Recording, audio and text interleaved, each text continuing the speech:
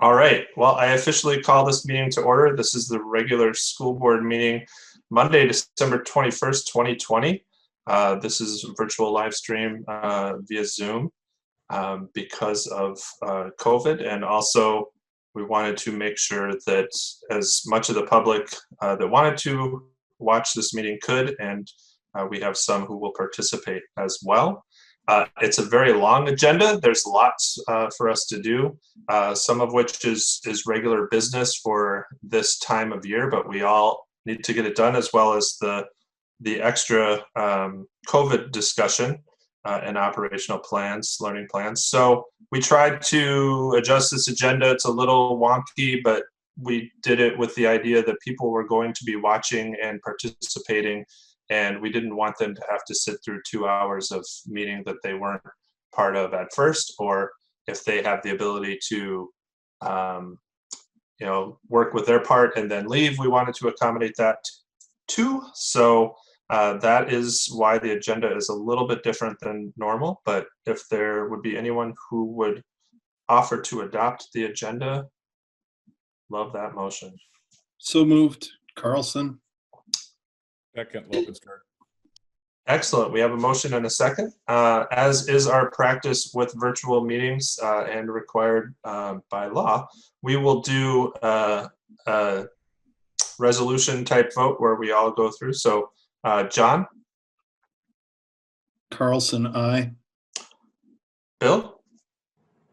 Soderlund, aye. Tracy? Stewie, aye. Vicky? Hager, aye. Tim? Lokenskar, aye. Drew? Dixon, aye. Leonard, aye. Motion carries. That's known as a roll call vote, but 9 months into the pandemic, I have lost 75% of my language skills. So we'll move on to truth and taxation presentation. Superintendent Soderlund or Gronseth? Different Bill. Superintendent Soderlund. Wrong Bill. Thank you. This is a truth and taxation presentation. It is one of the annual required reports that we provide with our taxpayers. And I know that CFO Regner has been working hard on this for quite a while. And this is considered the Super Bowl of education finance, because we have the truth in taxation, we're setting the levy, we're going through the audit. So this is Mr. Regner's big hour as the star quarterback on Super Bowl finance night. So I'll let Tim take it away. Well, thank you, Bill. That's an exciting night, as always, in December for us.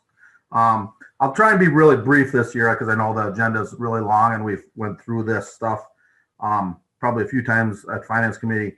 In the packet, there's about a 4-page presentation on basically the levy, and what this is entitled to is that we present the taxation and give the taxpayers a chance to talk if anybody has questions about the levy. Later tonight, we'll go back and revisit it and approve it formally approve it. But this is the chance to ask questions, and I kind of try and give just a little bit of an overview. On the first page, it just talks a little bit about the total amounts of the levy. This year, it's $6,797,000. It's up just slightly from last year when it was $6.4 million, for about $157,000 increase. If you flip over to page 2, we tried to give just a little bit of history on, where the levy's been in the last few years, or last 10 years. I mean, see, the last 4 or 5 years, it's been pretty steady. It took one big jump up in between 14 and 15, and that was obviously due to the passing of the bond to build a new school. The 4 years before that, it was pretty level, and then it jumped up and it's increased just a little bit during the last 5 or 6 years. Up on the top of that, try to give like a dollar change from the previous years and what were some of the major or the reasons that it changed, however it did. This year, there's probably just a few minor things, 4 or 5 that went up slightly. Our LTFM program, the debt service, we had a few more students. So the referendum dollars go up. That really caused the LTFM to go up too, because it's based upon students. Then career tech, we've been adding a lot of classes at the high school in the technical aspects, and the levy helps you pay for parts of those. And then the last one is reemployment. We did increase that a little bit this year. That was mainly due to the pandemic. Typically, we don't have much unemployment costs, or we haven't since I've been here. This year, with everything that goes on, we're probably going to have some next year. So we put in $20,000 or $25,000 for that. We raised it up from 10. So those small increases in a few different areas resulted in the levy going up $157,000. As we talked before, we flip over to the third page. Basically, the levy is kind of a combination of, I don't know what we got, 20, 25 different categories that make up the total levy. And what we try to do there is just give a history of the last 4 years of what each of the levies been, and then the change from last year to this year. And as you can see in column, I believe it's column I there, that's the difference. A few things went up, $20,000, $30,000.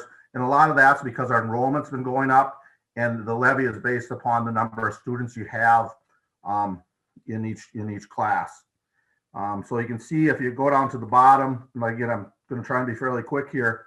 Last year we had a $6.6 million levy. This year at 6.7. So the actual increase, a lot of people always look at that on their taxes, was 2.37%. So it's relatively a smaller increase this year at 2%. Your individual taxes vary. There probably isn't anybody that their school portion went up exactly 2.37%, because that's the overall number. Your individual house, farm, business will vary upon how your value changed in relation to everybody else's. So if you did an addition to your house, it probably went up a little bit more than that.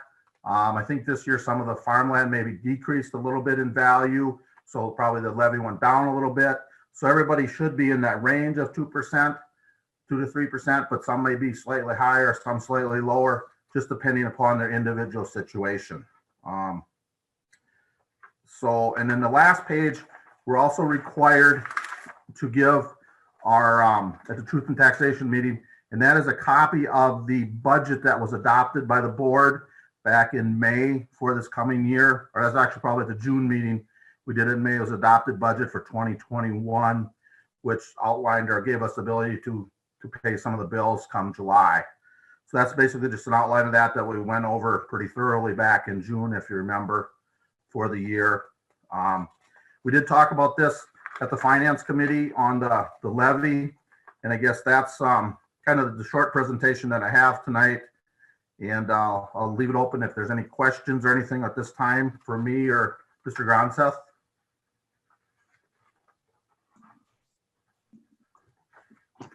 Any questions from the board?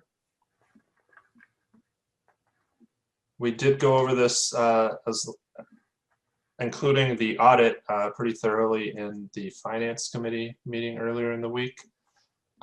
Superintendent Gronseth, we did not have any request to speak towards the Truth and Taxation, did we? No, we did not. Excellent, thank you. As was mentioned by Mr. Regner, thank you very much for your thorough presentation. We'll be voting on this later in the agenda, but that Truth and Taxation presentation is something that we do every year if we see a tax increase, and so wanted to do that. Let's move on to Student Spotlight. Do we have a Student Council report? Yes. Hi, Mia. Hi. Thank you again for having me. I was asked to speak a little bit on the student perspective and on how things are going lately. And I asked some of my classmates to give some feedback on how things were going. Most of us said that we were doing relatively well, especially since, we're getting more of the hang of things. Since we already, been doing it for a while. Now that we're all getting the hang of things, some things that we've noticed that are getting hard with distant learning is how like repetitive it can get kind of. It's really appreciated when teachers try to mix things up and, do things a little bit differently. I know some teachers have, done some cahoots, and I think it's called like pair decks or like fun little different ways of presenting the material during the Google Meets. I've also heard from many people that it's super, super nice when teachers like check in to see how we're doing and, notice when we're struggling a little bit. I know Miss A during one of our meets noticed that we were not doing so hot and we all looked kind of tired. So she recognized that, worked with us and reached out and made sure that, we were learning everything properly and we're getting all the material and was making sure our stress levels were at a appropriate level, which was super nice. Another thing that I've heard is that it can be really confusing when teachers don't stick to the A/B schedule during those online days. I know personally I've missed some of the mandatory meetings because they were on an off day and I didn't log in. So it's nice when teachers release a weekly schedule on a Sunday or a Monday, so I know if I do have a mandatory meeting on one of those off days, I know when to log on. With that, thank you to the teachers. I know it's hard to adapt to the weird situation that we have going on, and keep reaching out to the students. We care about what you have to say, and it's nice to know when you care. And we also really appreciate the creativity. I'm currently in culinary arts, and it's hard when you're not actually in the kitchen, but Mrs. Blue is doing a really good job of, doing the virtual cooking. So we are kind of in the kitchen, even though we aren't at school. And lastly, now that we're heading into winter break, on behalf of the students and the senior class and the staff, please be safe, try to wear your mask, and do whatever you can so we can have sports and get back to school so that we can have what's left of our senior year. Thank you. Thank you. Thank you so much, Mia. Questions from the board? This is Tracy Stewie. I don't so much have a question as me. I don't know you personally, but you sure seem to have a good handle on being organized and on top of things. And I think a lot of students should learn from you because that's a great skill to have when you go off to college. So I was very impressed that you wanted to see a schedule at the beginning of the week. I hate to say, but I think you might be in the minority, but don't feel bad about that. So Thank you. Thank you very much. I appreciate your willingness to share your concerns and thoughts and work with your fellow students as well to do that. That means a lot. The Student of the Month has been paused during distance learning. So I think that brings us to the COVID data and learning model presentation. We will hear from some folks who signed up to speak to this part of the agenda afterwards. And we'll go over that in a minute. But I wanted us to hear the presentation first because I thought a lot of the questions could potentially be answered by this presentation, and at the very least that would give us a lot more information. So really the order is going to be, we're going to hear the presentation now. If we do have one or two questions directly about the presentation, that would benefit from being answered right away, I think that's great. We'll then hear from those who requested to speak on this agenda item, and then we'll kind of go back into our regular flow, and we will pick up this discussion later on in the action items. So it's a little bit, I wouldn't say disjointed, but it's a little compartmentalized as we move through the discussion tonight. I just wanted to make that clear. Superintendent Gronsa? Thank you, Chair Leonard.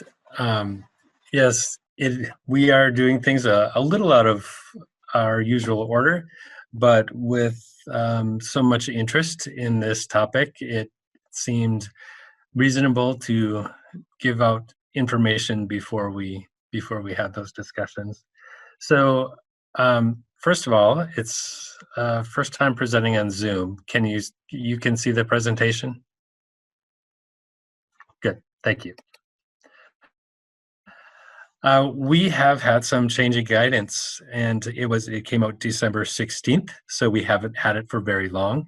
But both Executive Order 2103 from Governor Walz and the Minnesota Safe Learning Plan have updates. And today, there were more updates to the Safe Learning Plan.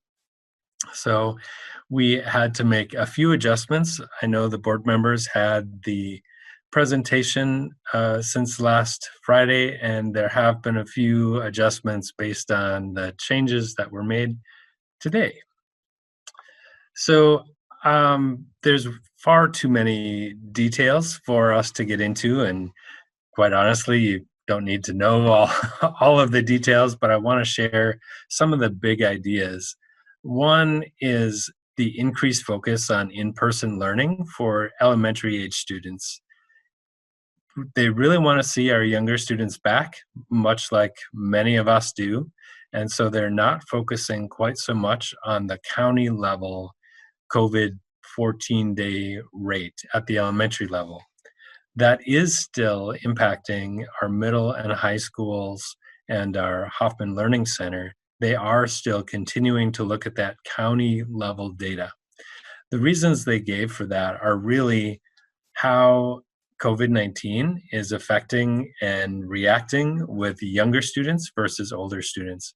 With middle and high school students, they're seeing it follow more closely to what it does with adults. And with younger children, they're not seeing it pass quite so much. So that's why they're saying that they're more willing to have the elementary age students in person before our middle and high school students. Regarding athletic practices and activities, those would be allowed to start practices on January 4th. They haven't come out with any schedule for competitions or any guidance regarding games or spectators or anything like that, but we expect that to come out soon. We assume that that wouldn't be until at least mid-January. January 18th is the date that the state provided for many schools to even start considering coming in. Because our district had said that on January 4th, we were going to consider making changes, we were able to have some earlier dates, which I'll get into in just a bit. I do want to assure everyone that that prefers distance learning, that will continue to be an option for anyone who prefers it. There are several requirements. First of all, we are required to follow the state guidance. We have to follow the Safe Learning Plan. There is a larger role now for the regional support team. Anytime we are considering a change in learning model, we are required to have a consultation with them, and they need to approve any plan that we have. And we have to provide at least 2 days of planning for our teachers before a learning model change. So you'll see that in our recommendations as well. As far as PPE, there is an increased requirement for staff to wear both a mask and a shield at all times when they're working with students. And the state is providing more masks and more shields. They're sending those to the collaborative, and we pick them up there. Regarding quarantines, that is pretty much the same as it has been. MDH defines what a close contact is and helps to do the contact tracing like they have been. They highly recommend that we continue a 14-day quarantine in a school setting. And I know that we've all heard a lot about changing guidelines with the quarantines. However, those have had a lot of restrictions put on it as well. So if it's someone in your family who has a positive case, it's 14 days. If you can't stay at least 6 feet away from people when you're returning, you have to stay to the 14 days. And given a school setting, it's just highly recommended that we stay with the 14 days, and so that would be our recommendation. Along with that, when we get to the point that we are all in, we call it all in when all of the students are there every day at the elementary level, it is likely that if we have a positive case in a classroom, that the entire class would need to quarantine because they would all be considered close contacts through that process. And on the bus, if a student is on the bus for more than 30 minutes with a positive case, then whoever is on that bus for at least 30 minutes with that positive case would be considered a close contact. So that's another area that we might see more quarantines originating from. And then there's also a requirement that all students have an assigned seat on the bus. We've been working closely with Saints Bus on plans for these transitions, and they would have student names posted above each seat for students to be riding in the same spot every day. That is to allow us to do contact tracing. And so it's important that students are in the same seat every time they're on the bus. And then early learning and elementaries are to stay in their classrooms. There are some exceptions to this, and we're working through those exceptions. That's one of the pieces that came out as clarification today. Originally, they had just put a blanket statement that elementary students are to stay in their classroom throughout the day, except for recess and PE. And now they've loosened up those restrictions a bit, saying if you can maintain that 6-foot distance in your cafeteria or in your art or music rooms, that you would be allowed to use those spaces. So we're looking into those spaces, looking into some furniture possibilities to determine what that will look like.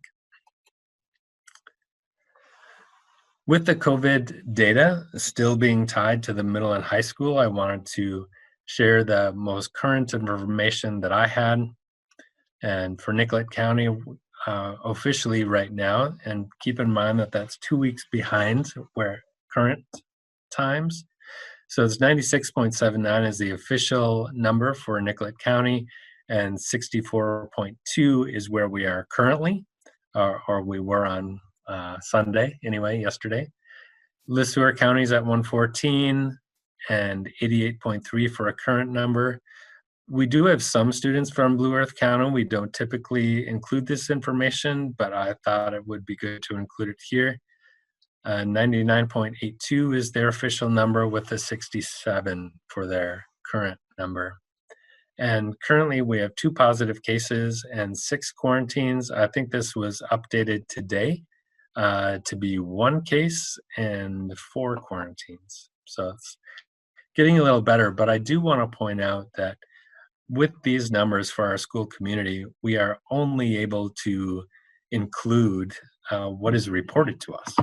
And so if we have families who are in quarantine or have had some exposure to a positive case and they haven't let us know that, that's not included here. So it is really important for families to continue to share that information with us as we're making these decisions about coming back.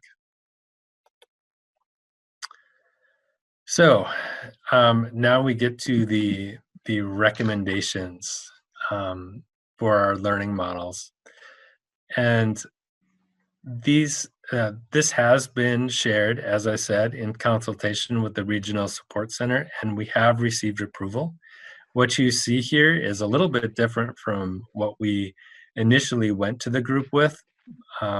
They had some suggestions for us, and so we did some tweaking and went back and got approval with this plan. So early learning, that's our preschool classes, would continue in distance learning for that first week. The reasoning being the regional center really wanted to see 2 weeks from that holiday season where people are likely to be gathering or have exposure to more than just their own household. And our smallest learners, children under 5, aren't required to wear masks. And so staff would have more exposure with our students when they're helping them in the washroom or helping them at food times or during other times during the day. They just have closer contact. And so we've held them off with another week. And then on January 7th and 8th, that would be their teacher planning days. And then January 11th, they would begin in-person learning. So that's all students every day. That's not a change from what they were doing before. This was considered hybrid because we have broken them into smaller class sizes, but it is all students attending every day. And then for North and South elementaries, we would continue, well, on January 4th and 5th, we would have teacher planning days. That's those 2 days that are required. And then on January 6th, we would start with hybrid learning. They would do that for, well, I guess about a week and a half, and then we would have 2 more days of teacher planning, the January 14th and 15th. The 18th is a teacher records day. It's the end of the quarter. And so on January 19th, they would begin in-person learning. That's all students attending every day. The middle and high schools and Hoffman Learning Center, as I mentioned, are still dependent on county 14-day rates. So the dates that you see here are really estimated dates of return. So on January 4th, they would continue with distance learning. We are hoping that on January 7th and 8th, our teachers would have their planning days, and then they would all begin hybrid learning on January 11th. I want to say again, this is dependent on the COVID rates and the approval of the regional support team. So we hope that those are the dates, but we may have to push that off if the numbers don't indicate that we can come back. And then we are likely a little ways off of having all of our middle and high school students in person, but we are very hopeful that that would happen sometime in February if the numbers continue to decline. It's also in February that we are starting to schedule vaccinations for our staff. So all of this information would work together to determine when we would be able to bring our middle and high school students back full time. In the recommendations, I'm also asking for the authorization to shift to a more restrictive learning model as necessary due to staffing levels, or if the regional support team or MDH or MDE direct me to do so. I would hope not to do this, but if we get to a point where we don't have enough staff due to positive cases or quarantines, I may have to shift models quickly to react to that. My hope would always be to share with the school board before something happens, but what we've learned is that we can't always predict when staff is going to be out. I know that when we went into distance learning this time, there were quite a few days when our principals were subbing and we were pulling everybody that we could to make sure that we had coverage for our classrooms. And we don't want to be to the point where we're just providing coverage. We want to provide rich learning experiences for our students, whether they are in person, hybrid, or on distance learning. And when we get to that point where we're stretching ourselves so thin, we're not as able to do that. So I'm hoping for the authorization to be able to shift as needed to more restrictive learning models. So this is a very colorful graph. Thank you, Mr. Overbo, for creating it. It's just the same information in picture form, because sometimes pictures are easier to understand than all of the words. The areas in the light green are dependent on local COVID data. So those shifts that we see to in-person learning for early childhood and our elementary schools, we feel pretty good about being able to do that. But if we get close to those dates and we don't have enough staff to operate, or the numbers are climbing too quickly, then we'll have to think about that again. But we are very hopeful that this would be our timeline for elementary.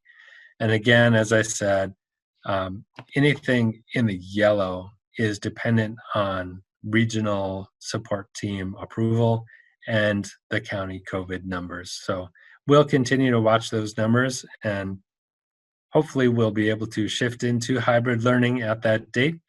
But again, it's dependent on the data. Along the way, we have met with our teachers union leadership, and we've met with paraprofessionals leadership. We've spoken to some parents, and we thought we would share some of the questions that came up quite often to be able to maybe answer some questions that people had.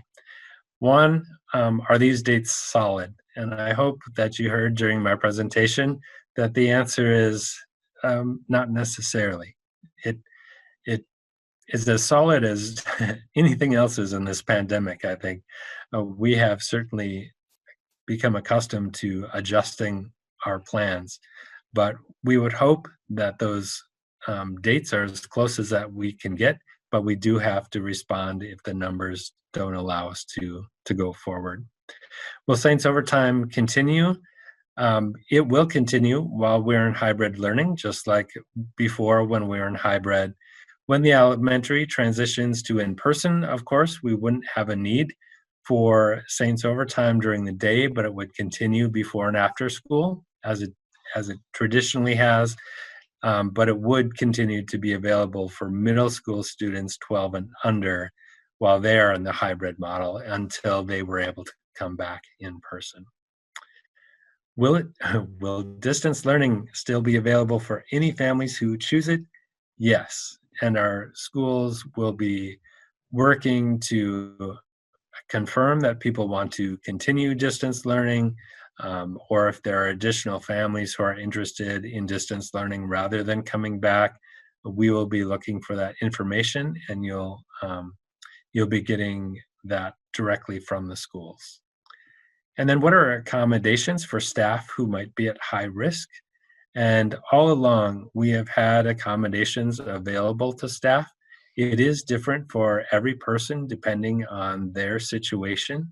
And so they will continue to work through human resources to arrange for accommodations or leaves of absence as appropriate. If we have our students in person, it's very difficult for a teacher to work from home if their students are in person.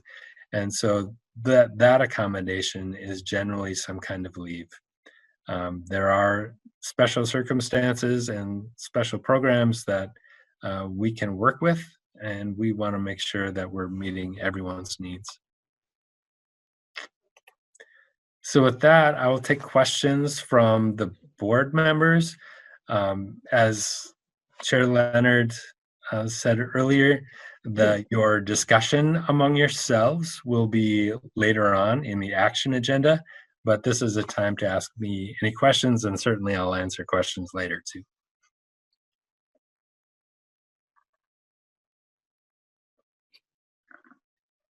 Thank you, Superintendent Gronseth. I'd just like to add that the state issued their guidance on Wednesday. So this is 5 days later, including today, including the weekend. And I really appreciate the work that you've put into this, that administrative team members have put into this. Jody, you and others with the regional team, working with a lot of districts, and Jody, you too, several districts in our county. So thank you for all of the hard work and thorough planning. I think we've said throughout this pandemic that we want to be a district that follows state guidance and rules and mandates, and I think that this plan reflects that. So we do have several people who signed up ahead of time to speak to this agenda item. And we'll go through the list. I will call on them individually in the order that I have them. If you want to speak for 1 or 2 minutes, we'll let everyone speak. We'll just listen. We'll go through each and every person. So I ask that we don't ask questions directly of the speakers. We just listen to them so everybody gets a chance. And then I'm sure we can incorporate their comments into the discussion later. And I would tell everyone out there listening, if you do have a question, a general question or a specific question about your child, please reach out to your building principal, your teacher, Superintendent Gronseth. Happy to answer those questions through the COVID email or through direct communication. Excellent. With that, I will call on Carrie Sheely. Yes, hi. I would like to speak today in support of schools making a full reopening as soon as possible. It is time to stop living in fear and instead to live with courage. In November, the CDC director stated, "The truth is, for kids K through 12, one of the safest places they can be from our perspective is to remain in school. Distance learning, even in its best programming, has caused our children to fall behind academically. We owe it to our kids and our communities to give them the best education possible. How long will we continue to let them slide?" Many sources say students have lost months of learning, with many of those who are already behind falling even farther behind. Yes, COVID-19 is a dangerous disease. With mitigation efforts, kids can remain in school. I know some others will disagree, and I respect that. The only thing I can do is state how I feel. I ask school leaders to consider the many detriments our children are facing as a result of school closures, not only academically, but also social and emotional struggles. If full reopening is not possible, I encourage you to implement live learning 5 days a week. I know all teachers are doing the very best they can in this current learning environment, and I commend them for their efforts. There is so much more known about this disease than what was known back in March. Treatments are better, and vaccines will soon begin rolling out. It's time to move forward without undue fear. Thank you for allowing me to speak tonight. Thank you very much, Carrie. We will move on to our next speaker, Isla Gassman.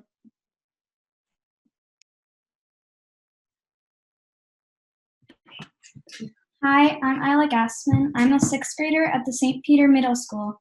I think we should keep doing distance learning. I believe this because distance learning is working well, and we should just be safe before we take any more risk of any more cases. Some people say that it's harder for them in distance learning, but our teachers can help you. They have so many great opportunities for you to get help. And frankly, they are doing an excellent job in this serious time. They are always there for the Google Meets, which everyone should be attending. They are always open for questions while you're in those meets, but if you still don't understand, then you can go to your office hours, which are available every single day with every teacher. If we went back to hybrid learning right now, our teachers are still in risk of catching COVID-19. If they did catch the coronavirus, then they would have to stay home, and then they would need a sub who would also be in risk. And this could just keep going on and on. So we should just wait to go back to school because, in my opinion, one person is too much to risk. Thank you. Thank you very much, Isla. Our next speaker is Eva. Good evening, faculty, students, families, and members of the board. My name is Eva Kroc, and I'm a junior here at St. Peter High School. And tonight I wanted to share with you the reservations I have in returning to an in-person setting for learning in the coming semester. I'm going to start this evening by sharing with you a story about a friend of mine named Hamdi Abdi. Hamdi is a bright and confident young woman who formerly attended St. Peter High School.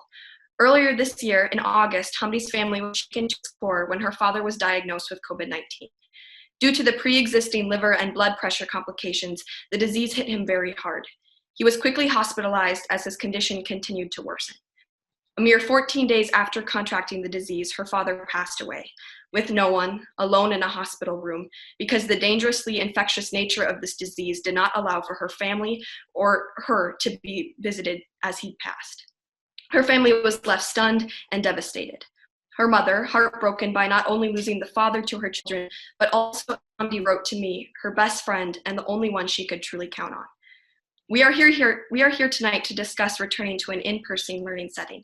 Once again, while the pandemic that took Hamdi's father from her continues to bring devastation to households across this state, country, and world at large. Some individuals would have you believe that this pandemic is a political discussion. Let me be clear with you all tonight, it is not. This disease that kept Hamdi's father from being able to see her sister's wedding does not care what political party you believe in. This disease that left her mother to take care of her and her 12 brothers and sisters does not discriminate between those who believe in it and those who do not. This disease is ruthless, and this disease is dangerous. It is not only a threat on a global scale, but also a threat to each and every household near and dear to each of our hearts. To propose that we as students return to class as normal is to be not only reckless and potentially harmful, but also blatantly insensitive to the pain that this disease has caused members of our own school community. And so I ask of you tonight, as you cast your votes, to please consider carefully the ramifications of your decision. And I truly hope Hamdi's story stays with you as it has stayed with me. Thank you for the opportunity to share with you this evening. Thank you very much, Eva. Our next speaker is Bill Weber. Good evening. So I'm speaking on behalf of my children and several of my friends, and we are passionate about the quality of their education.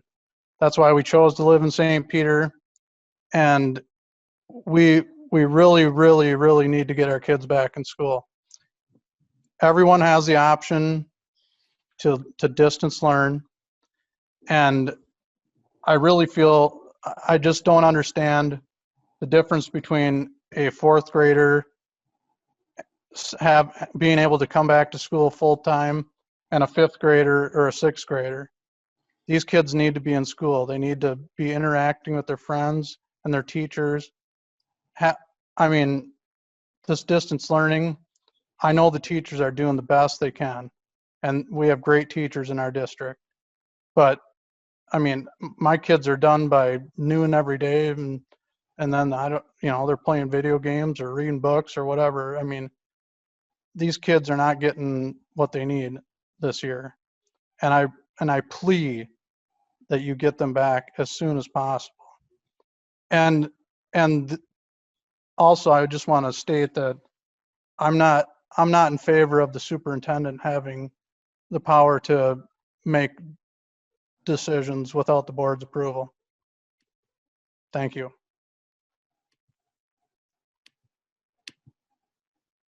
Thank you, Bill. Our next speaker tonight, April.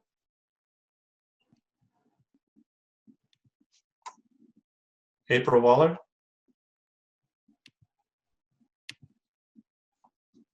All right, I will return to April at the end, but we will move on to Mark. Mark Zabinski, I think I can see you, so you're still muted, but go ahead.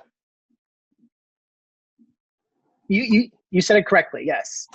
All right, well, good evening. My name is Mark Zabinski.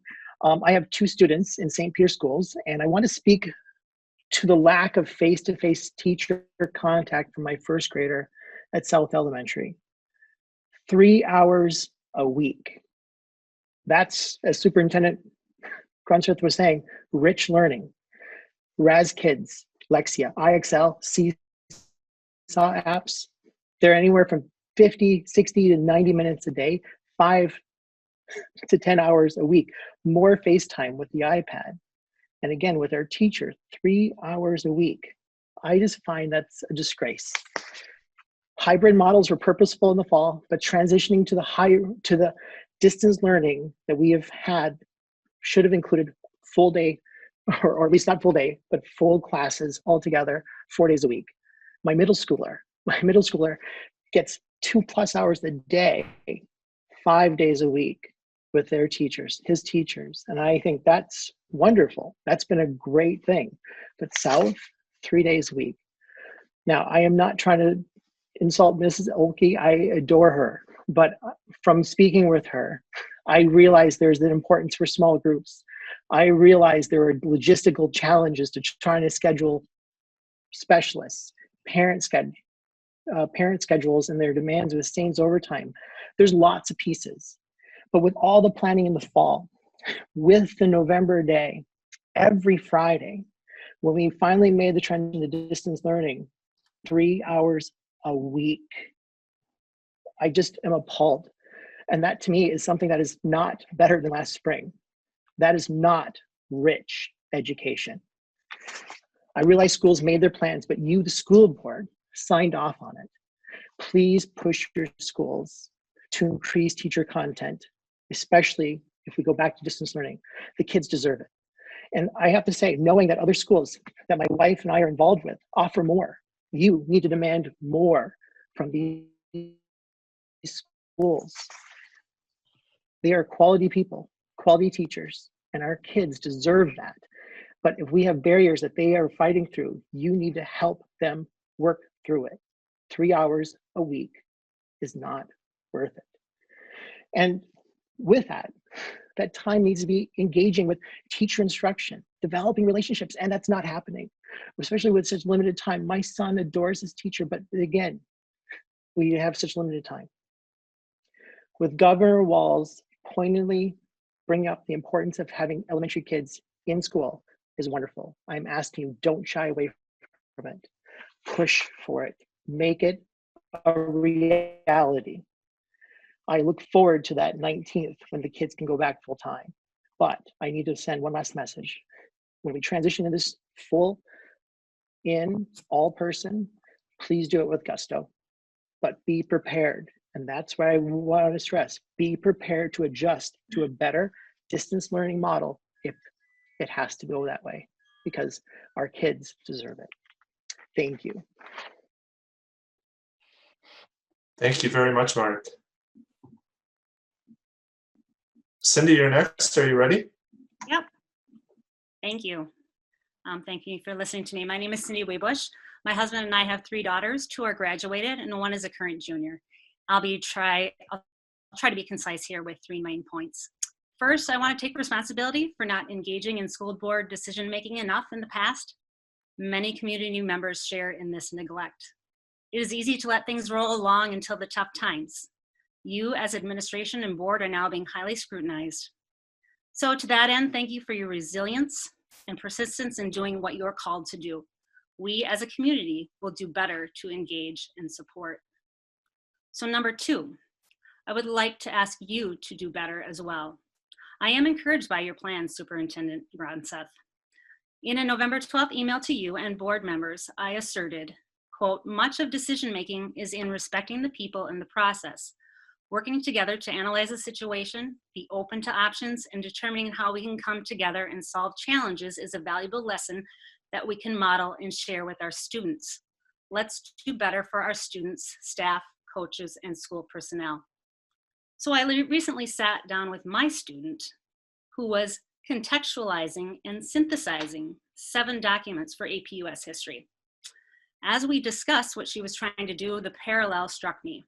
We ask our students to go beyond what is set in front of them and use higher level thinking to come to a holistic point of view, to consider what they know and what they are learning and create conclusions. As a board and administration, you are asked to do this. In this situation, work with the regional team to use not only MDH data, MDE guidelines, but use St. Peter School data, community data, student, parent, and staff survey reports. Consider all anecdotal data such that it is a perception, an insight, a piece of unqualified evidence. Please do not just use what completes the specific narrative of the most vocal. So number 3 is my anecdotal information.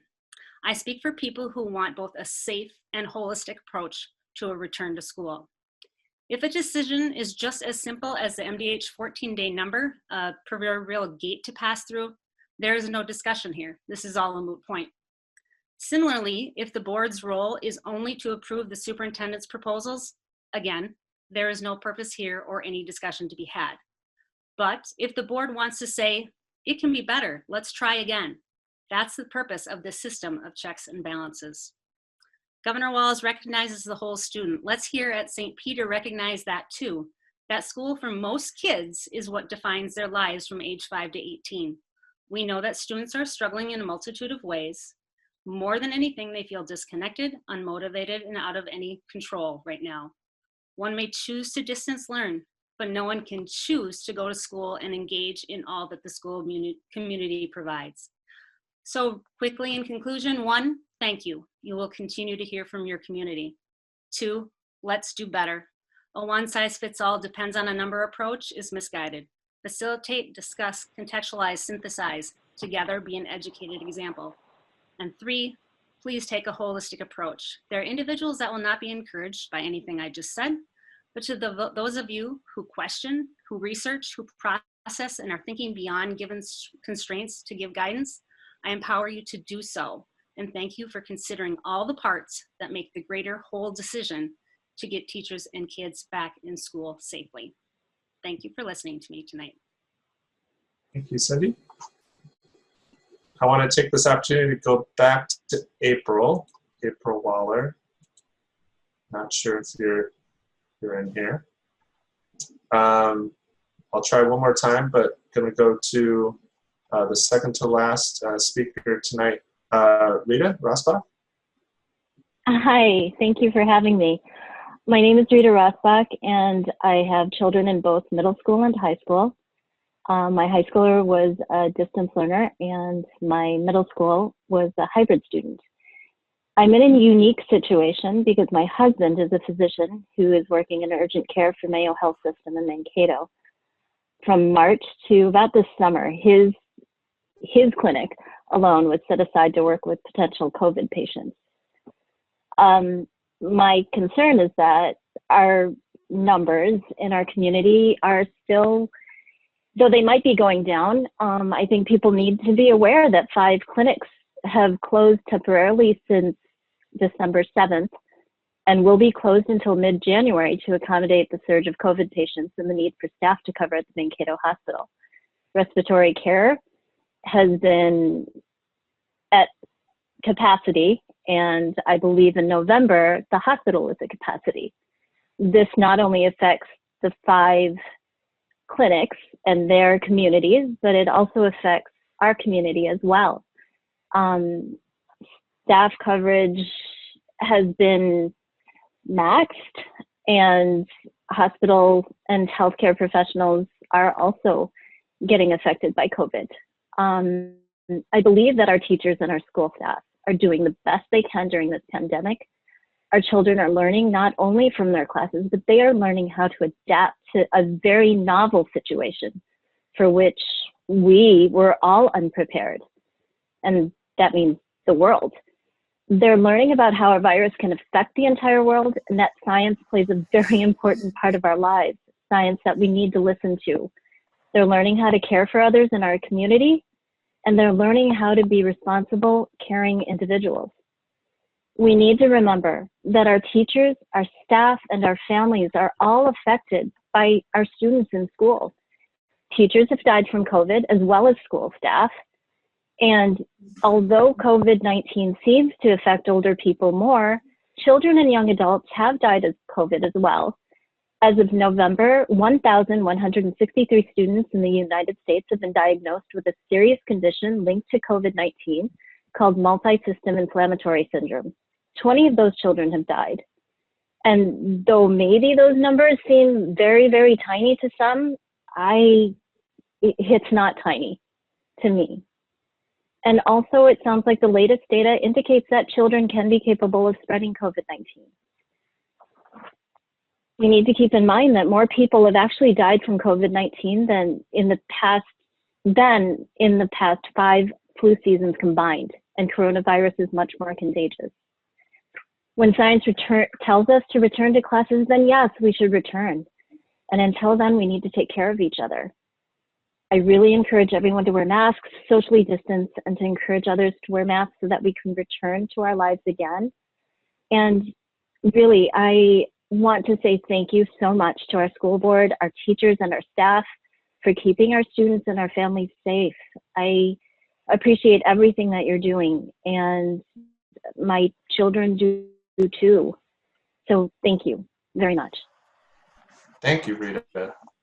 Thank you to all the speakers tonight. I thank parents for being invested in the school district, and I thank the students that spoke for being great representatives of our student body, and I appreciate them sharing their thoughts as well. One last call, April. I don't think anyone's joined. So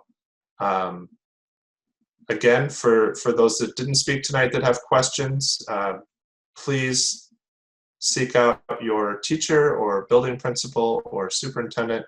Use that COVID email. That's a great way to get your question out there, and we will find the person that's best suited to answer you, and they will respond. So thank you again. With that, we will move on to item number 8 in our agenda, which is approval of the consent agenda. So we have all, board has seen that as part of our packets. If there is any item in the consent agenda that anyone would like pulled out, we can do that. Otherwise, I would entertain a motion to approve the consent agenda. This is Tracy. Dixon? Oh, I'm sorry. I just want to know real quick, when items are considered obsolete and they're determined that, which I know they are, but what happens to them? Where do they go? Because just curious. Because I know there was a list of some items that were, from athletic department that were obsolete. So I was just curious where do they end up? Yeah, Superintendent Gronseth, I don't know if you want to answer that, or Mr. Bachman. Did you have specific items you were thinking of? Well, not in particular. Just there was some athletic items. Not that I want anything. I'm just curious, like if there was a process, like because I know there used to be a long time ago. They had like auctions and stuff, like buy a piano. You know what I mean? It's obsolete, that kind of thing. But I don't hear about that anymore. So I'm just curious, what happened? I see. Yeah, that is controlled by state statute, that there are only certain things that we can do. And so if we are getting rid of items, we can either auction them, or if we show that they have no value, they can be donated. Otherwise, they either have to be disposed of or auctioned. And I'm guessing that there just hasn't been any auctions, because my guess is as he moved into the new school, a lot of that was cleaned out. Okay. But perhaps we'll get to the point where we do have items in the future. Mr. Bachman, if you have anything to add to that, feel free. Thank you. Yes, generally we've held an auction. We were planning to do an auction again this summer, but with everything going on, we just never got to it. So the items, as long as they need to be advertised, so everybody has an opportunity for them. So an advertisement will be placed in the St. Peter Herald, because that's our official newspaper. And then after that point, we can do, usually we've done online auctions. Okay, thank you. And this is Vicki Hager. And I think there's a policy on that too, isn't there? I'm pretty sure we've got policies on that. So that'll be something we'll be getting to, Tracy. I do believe Jordan was going to have some type of auction or garage sale this past summer. It's probably before you came, Bill. I don't remember if that happened because of COVID or not, but I know it was in the planning stages, and I thought he had it, but I can't say for 100% sure because I did not go. So, but that's usually what they try and do. I don't know what the specific items were, but I know Jordan had some athletic uniforms and stuff from years back that he was trying to clean up. That is correct. There were uniforms and some old equipment, and that's what essentially this is as well.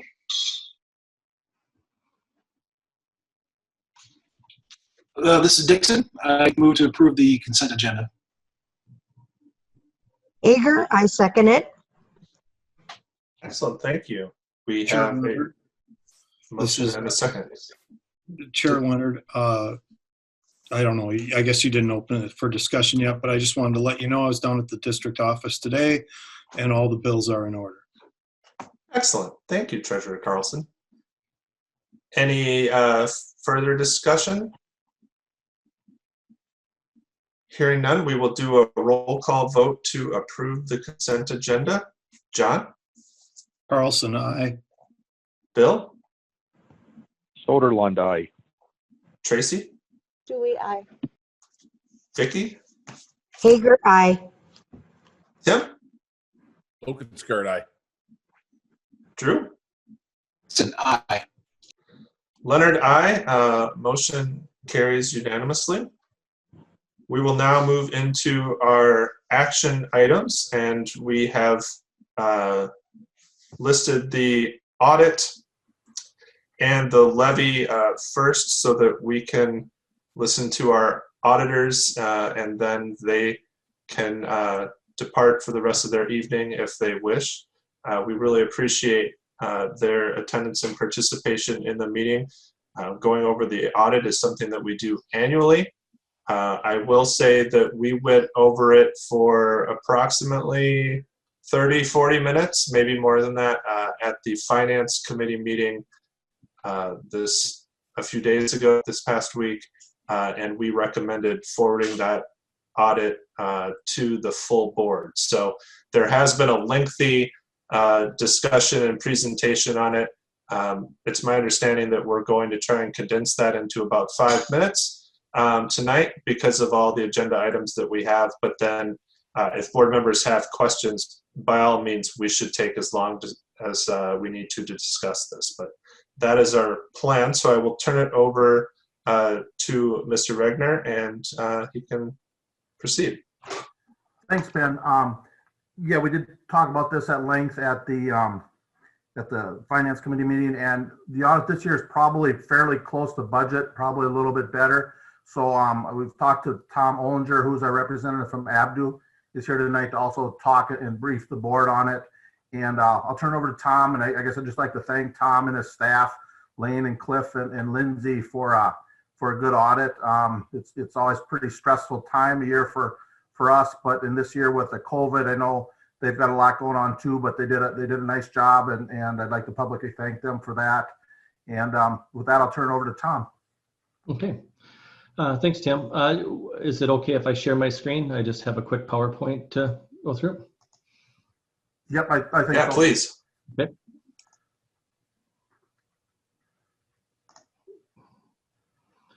Okay, I believe I should be seeing my screen right now. So, well, thanks again, Tim, for introducing and the kind words. I know with this year's audit, it was a little bit different, and I would also like to thank management to working with us, because as a firm, we take COVID seriously, and we want to make sure that we take care of our staff also, and we were able to do this effectively, even though it was a little bit different from the norm. So we thanks for working with us and working through that. So thanks management. They did a great job getting us information timely. So kind of getting into the actual audit. Like I said, I'll do an abbreviated presentation here, but as far as the audit results go, we did have a single audit this year, which meant that we had over $750,000 in federal dollars. This has been consistent in previous years, mainly looking at the food service programs, and then also Title I are two of the programs that we did this year, and there were no findings related to any of those federal dollars there. We also take a look at the Minnesota Legal Compliance Report, and we did have a couple findings there, and here are results for 2020. As we had in the past, the preparation of financial statements is a finding, and that has been consistent and is pretty common with several school districts there. But we do prepare the financial statements, and we submit it to Tim to do a thorough review to kind of mitigate that finding as much as possible. We did a segregation of duties finding with the food service, and taking a look at that, you it's something to be aware of, and you're going to want to take a look at the cost benefit related to changing any of the duties around or adding additional steps in order to eliminate that. But I think it's important to acknowledge that. We also did some year-end audit adjustments this year, mainly with taxes and grants, which is common. We'll continue to work with Tim going forward to make sure that we kind of slowly eliminate some of those audit adjustments and help in any way possible. We did have a legal compliance finding related to collateral coverage. It was just slightly over the statute where the amount at the bank exceeded the FDIC and any collateral there. But management has taken steps to ensure that finding going forward and working with their bank to make sure that they have proper compliance with that. And then also with the student activities, there was a finding related to that on just identifying the purpose and outlining the purpose of the student activities, and management is also taking steps to put the policies in place in order to eliminate that finding going forward. Taking a look at the general fund, this graph here shows the blue bars, your student counts, and then also the line will show what your average daily membership of expenditures are. So as you can kind of see, over the last 3 years, that cost per pupil is pretty similar to the previous year. So you're at 12,579, which is down just slightly, which is partly due to also the increase in the student counts. Taking a look at a key performance indicator, just looking at your overall general fund balance as a percentage of expenditures. We are at, for the end of 2020, at 29%, which is really in line with where the statewide averages are. Keep in mind that there's long-term maintenance facilities and maintenance deficit in there that will be eliminated also moving forward as funding comes available and is being used there too. But really that overall fund balance is right in line with where other cities your size or other school districts your size and across the state. Taking a look at the overall general fund budget to actual, there was a positive budget variance this year tied to some additional funding and some reduction in costs there. So overall, the fund balance for this year did increase by $522,000. The prior period restatement that we had there is due to a change in how we report student activities. So that $120,000 coming in is really the student activity accounts coming under board control and moved into the general fund. So your overall fund balance in the general fund is a little over $8 million. Taking a look at the overall property taxes, so per ADM, the St. Peter School District is below where the averages are in both Region 9 and the statewide, and then is really kind of a little above averages by the property tax per home, but kind of right in line with per 100,000 value credits. So really that average property tax per home is really kind of determined on how your mix of commercial versus real estate is. So, you take a look at the ADM and also the per 100 households, it's really kind of right in line with what other school districts have. Taking a look at the overall food service fund, the food service fund did increase by $200,000. There was a reduction in some of the expenditures and then also some additional federal funds that were coming into this program towards the last quarter of the school. So overall, the fund balance for this year was about $530,000. Taking a look at the community service fund, this did have a reduction in the community service fund by about $100,000. There was a budget of $167. I think going forward, there's certainly a reduction in revenues and community charges that will be out there, and there'll also be a little bit of a reduction in expenditures just because the facilities weren't open and and really just the whole change in the COVID environment that has had. So we're seeing a reduction in these community service funds just because of the lack of participation or availability of those activities. Kind of taking a look at the overall debt service, the principal and interest for the next 10 years stays relatively the same. Currently, the school bond that was in 2015, we have about 53.5 million left to go on there, which, as you can kind of see, there's about 300,000 for the next, or 3 million in the next 3 years or 4 years that we will be having debt service payments, and gradually increases there, but overall stays pretty flat over the next several years. Kind of taking a look at the overall cash and investment balances. We see for this year we have about 13 million in cash, which is just right about the same as the previous year. There's not a whole lot of change in the activities. And the general fund cash did increase slightly along with just the debt service funds too, but the capital projects did decrease as the final costs of the building are completed, but overall cash has stayed relatively the same from the previous year. So kind of with that, I certainly have opened it up for any questions that you might have, and like I said, we really appreciate working with the school and appreciate management helping us through this process. And I've certainly opened any questions. Thank you very much, Tom. We appreciate it. Board members, questions?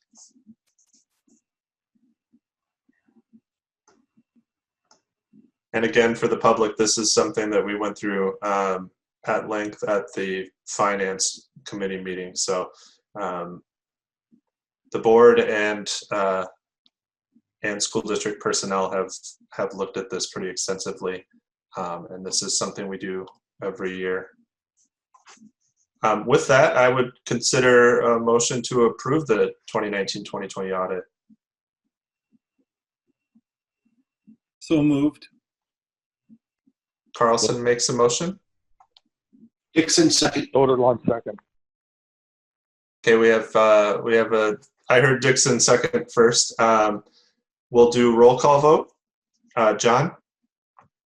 Aye. Bill? Soderlund, aye. Tracy? Julie, aye. Vicky? Hager, aye. Tim? Okenskirt, aye.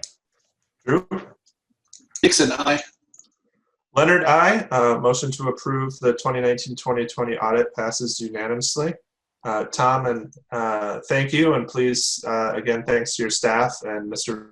Regner, thank you very, very much for working through this. We'll stick with you here as we move on to our second action item, which is approval of the certification of school district levy for taxes payable in 2021, and this is related to that truth in taxation hearing that we had to start off the board meeting tonight. I can just jump right in there if it's okay, or Bill, if you got anything to add, just to kind of move this along. Basically, in your packet, there's the list of the 25 or 30 levies. One thing that was a little unusual this year compared to other years is nothing changed from September when you approved the preliminary levy to now. The dollar amount is exactly the same at the $6,700,000. Most years there's been some change. They came down from the state, they tweaked it here, tweaked it there, but I'm sure they're probably pretty busy with everything going on too, so maybe that's why nothing changed. But it's exactly the same numbers as you would have seen last September. Nothing, if you remember then we approved the maximum. Nothing changed at all. Nothing went, allowed us to go up or down.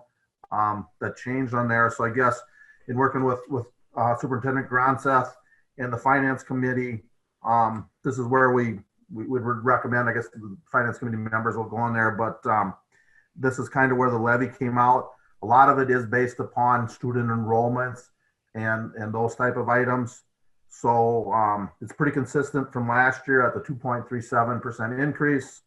And I guess, we talked about it somewhat before the meeting at the Truth in Taxation, and I would just open it up to questions of myself or Mr. Gronseth or the Finance Committee on how to proceed.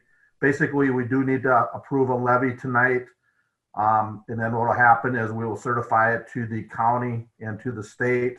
And, in between here, all the taxpayers got their preliminary tax statement, which showed their change in taxes on their individual properties during the year. So that's why you do the preliminary. Then you give the taxpayers a chance to review the items and come to the Truth in Taxation meeting. And then we do need to do a final certification to the state to set it in motion for next year. Thank you very much, Mr. Regner. And that this motion needs to be exact. Do you need the percentage or just the exact dollar amount, or both? We just need the dollar amount, the 6,797,811. Excellent. So this is on page 69 of your board packets. If we have any initial discussion or questions or a motion. This is Dixon. I move approval of the certification of the school district levy for taxes payable in 2021 in the amount of $6,797,811. I'll second it. Lokenskart. Excellent, thank you. We have a motion and a second. Any further discussion? Hearing none, we will do a roll call vote. John? Carlson, aye. Bill? Soderlund, aye. Tracy? Dewey, aye. Vicky? Hager, aye. Tim? Lokenskart, aye. Drew? Dixon, aye. Leonard, aye. Motion to approve the certification of the levy is approved. Thank you very much. We will move on to action item number 3.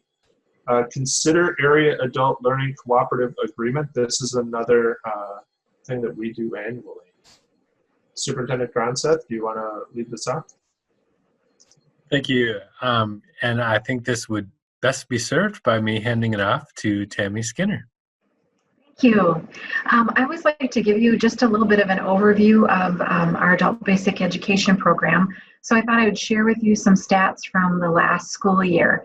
The goal of adult basic education is really to help adults attain the educational skills that they need to either transition into post-secondary options or to gain skills that lead to improved or new employment opportunities.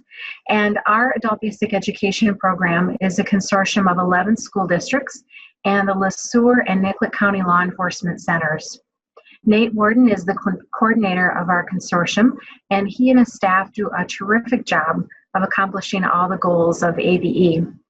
During the 2019-20 school year, there were 51 students enrolled in our regular classes.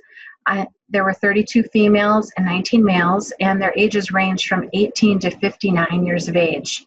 Now, our numbers are down a little bit from where we normally are. Again, that is due to closing down our buildings back in March. But in addition to the United States, the following other countries were represented in our classes: Mexico, Guatemala, Somalia, Sudan, Ghana, Thailand, El Salvador, and Honduras. Staff worked with 22 high school students to help them earn the recovery credits so that they could graduate on time.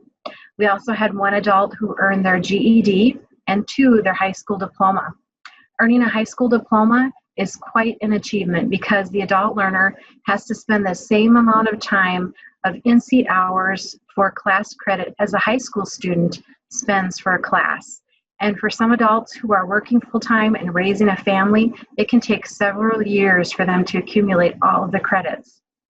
We also had 1 adult who completed their citizenship preparation course, and this will assist them when they take their citizenship test. During the past school year, the Bridge to Ready Work Skills, Job Skills class helped people with the following skills: resume writing, interview skills, situational judgment on the job, and digital literacy.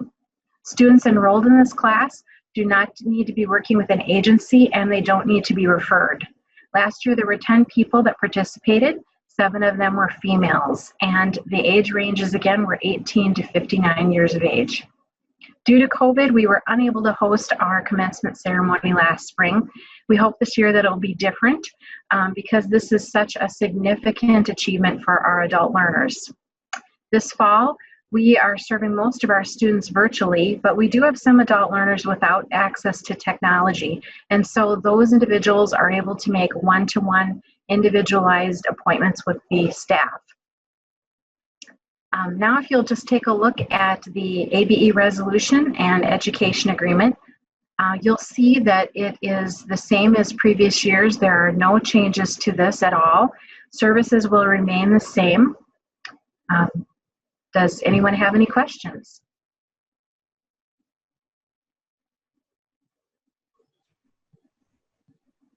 Any questions?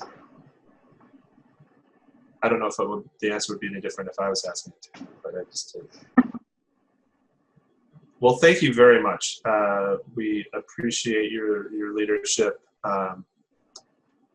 for adult education, as well as everything you do with community classes and community education. And you always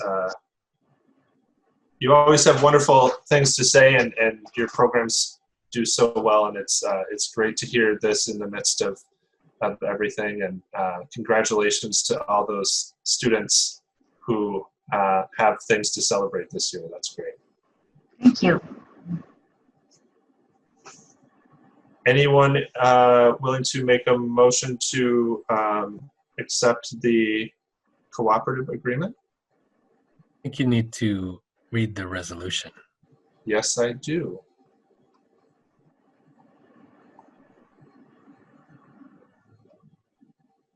This does require a resolution, and it is an annually required resolution to support the agreement in place with surrounding communities to provide services at the Area Adult Learning Center. Is that the resolution? What page is it on? Oh, I'm sorry. I see it now. 73 for board members following along in their packets. Whereas the Board of Education strives to provide a comprehensive community education program which serves the recreational, enrichment, cultural, and academic needs of residents. And whereas the Board of Education hopes to realize the academic goal by making adult basic education opportunities available to its residents. And whereas the Board of Education understands that this program is funded through PL 230, Adult Education Act of 1965 as amended, and MS Chapter 123.55, Section 8, General Powers and Independent School District, and Chapters 124.25, Subdivisions 1.2 and 4, Education Program for Adults, need to be part of a cooperative basic education delivery system established written agreement among/between 2 or more school districts. Now, therefore, it be resolved that our school district agrees to work with LeSueur Henderson, Gibbon Fairfax Winthrop, Tri-City United, Sibley East Nicollet, Cleveland, Waseca, Janesville, Waldorf Pemberton, New Richland, Heartland, Allendale, Geneva, Waterville, Elysian, Morristown, and the LeSueur County Law Enforcement Center and Nicollet County Law Enforcement Center, in establishing a cooperative adult basic continuing education project for the 2020-21 school year.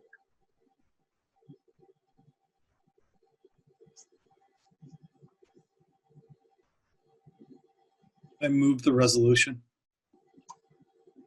Dixon, second. Thank you. We have a motion by Carlson and a second by Dixon. We will do a roll call. John? Carlson, aye. Bill? Soderlund, aye. Tracy? Stewie, aye. Vicky? Hager, aye. Tim? Lokenskart, aye. Drew? Dixon, aye. Leonard, aye. Resolution carries unanimously. Thank you very much, Tammy. Thank you, board members. We will now move on to considering learning model recommendations. So Superintendent Granza.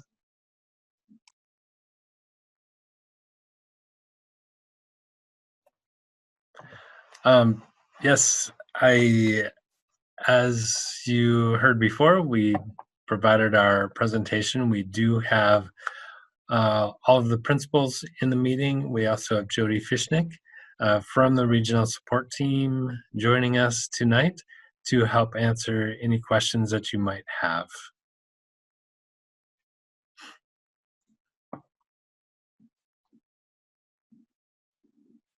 All right, well, this is Tracy. I'll just start asking. The first one is, when I look at the one we're bringing people back, I'm curious what the method to the madness was in terms of bringing the high school back to hybrid on the 11th, as opposed to not bringing them back to hybrid on what would be considered what, the 6th, right? Because the first 2 days would be planning days. Why are we waiting that week? Well, and originally we had hoped to bring them back at the same time. That is one of the things that the regional center talked to us about. They really wanted there to be a longer waiting period between winter break and when people might be gathering and when we started them in hybrid. And when you look at the Minnesota Safe Learning Plan, it actually says that middle and high schools could start thinking about transitioning to a hybrid or in person as appropriate after January. I keep saying July instead of January. After January 18th. But because we had set that 4th as a date, they're letting us come back a week earlier. So that's the explanation I have for having them come back on the 11th rather than the 6th. I guess that Jody? leads into my next question of if all of this has to be approved by the regional support team, then why isn't it just a regional support team decision? Because then they can get the emails and not us. Because honestly, regardless of what we would say, if we're going to deviate from this plan, it's going to be against their recommendation. So that's, I guess, what doesn't make sense to me. It's like, is it a local decision or is it not? I think it's a decision that's made in collaboration. It doesn't feel very collaborative though. You know what I mean? It just kind of feels like, well, if that's what we thought was best, it doesn't really matter because that's not what they want. I don't mean to sound like a little kid, but that's kind of what it is. So then I'm like, well, let's just vote on it and be done. Because, there's no point to the discussion. And yes, that might be some frustration coming out on my part, but that's just kind of how I feel. Like, I don't understand the process. And we just tried to make a recommendation. We did try to be more aggressive with that recommendation. And when we're talking with the team and the data that they have and the predictions they have for the future, the bigger push was for elementary to be in person. And so that's their priority and it's our priority as well. We would love to have them come back, but if they're telling us that they don't feel that it would be in the best decision for the health of the community to have them come back earlier, then that's why we changed the date. And Jody, I don't know if you have more you can add to that, or if I covered it. Good evening. I would say you mostly covered it, Bill. I think another factor there is, we're deviating from what the guidance says. So they're saying that the guidance of the case rate guidance does not apply to elementary schools, but applies to high school and middle school students, which would put us squarely in distance learning still at this point. And so I think that's another reason why, the regional support team's approval is necessary. I also thought that there was that those county numbers were supposed to be one part of the piece of the puzzle. and that it was to be a decision that would be considered, how is it affecting our school and our local community? And so, but if we're just going to put ourselves in a number and outputs the number and this is what the support team says, then I don't know. We're just kind of here, just kind of saying, okay. I don't know. It's very frustrating for me, I guess. I don't know. And when they're talking about the health of our students, they're talking about the COVID health. They're not talking about the education they're missing out on, and they're not talking about the mental health of these students. So I think I probably will just mute myself at this point, but that's kind of, I just don't feel like there isn't much room for discussion, so. Tracy, I feel your frustration. I think we have been a district, our superintendent, our past decisions that have really said that we will follow state guidance. It is helpful when that state guidance is definitive. And in some ways, this is much more definitive than it was to begin the year, because they are saying, you must do this, you can't do this. I feel for public health professionals and other school districts when the advice is you must ignore the county case numbers in K5 and you must pay attention to them in 612. That is difficult. Again, I have been frustrated at many times in this process too about what decisions can we make and wanting to follow the state guidelines and not necessarily being completely understanding completely what they want. But I do think that we have more local control than a restaurant that wants to be open. That's been pretty definitive. You can't be open at all. And if you try and be open, we've seen liquor licenses being revoked or suspended or direct action. I haven't seen that with school districts. So I do appreciate that the state is trying to be prescriptive so that we're all abiding by the same guidance, but giving that regional team a chance to bend the rules. And I think this plan that we're looking at is, like Jody said, bending some of those rules. Our numbers are still higher than the recommended or the past state guidance of being able to come back in hybrid. But because of the new guidance, because of the new rule that we can go to the regional center is saying, okay, we see how you can bend this a little bit. So yeah, I agree, but I think there is some local control and a lot of conversation happening between those regional centers and school districts. So Jody, so is it safe to say then that all schools in Nicollet and LeSueur County are not coming back they aren't bringing their kids back any sooner than January 11th, or they aren't allowing their 9 through 12 to be all in person? I mean, I'm assuming if it's a decision that's made by that regional team would make the same recommendation for all schools within those counties?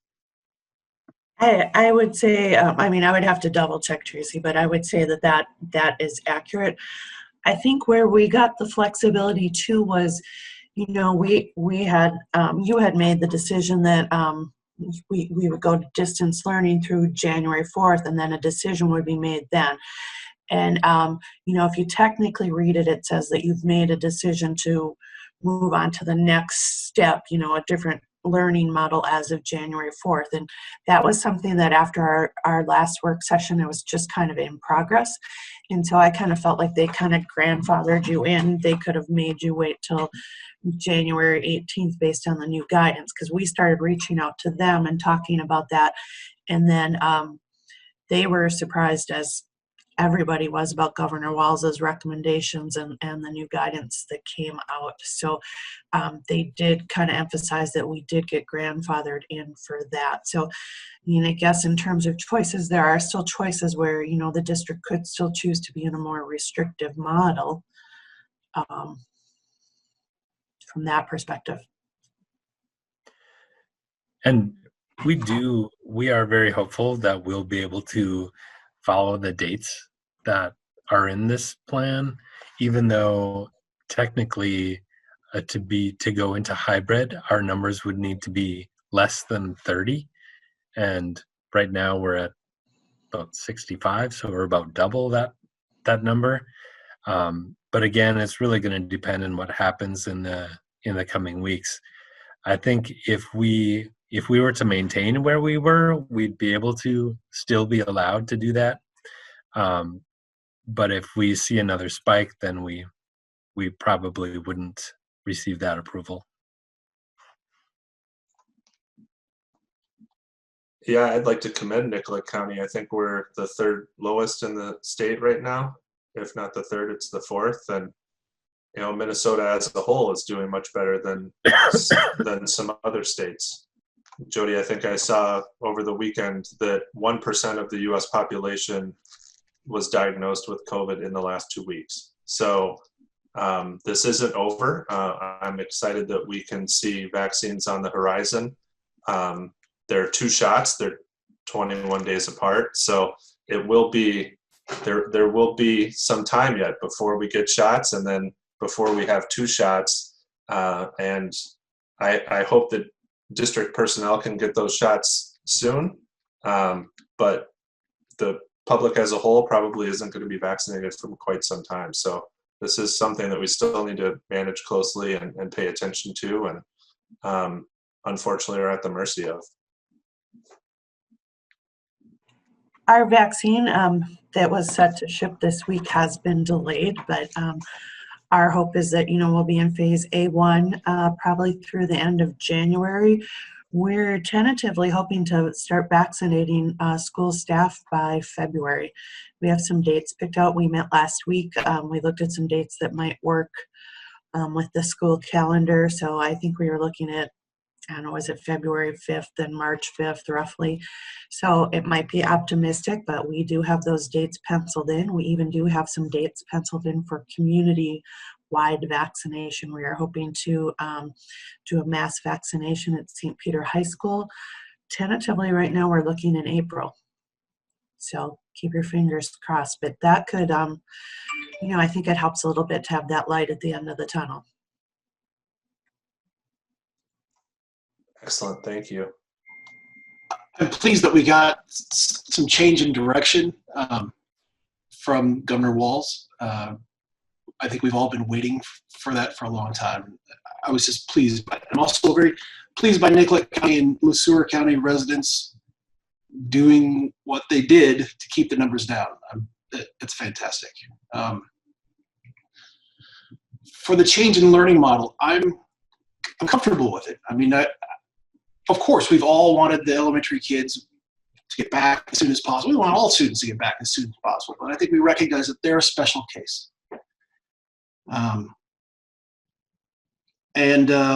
But our guidance hadn't changed, and now it has. And I listened to Dr. Osterholm. He releases information weekly, and he's an epidemiologist and director of the Center of Infectious Disease Research Policy at the University of Minnesota.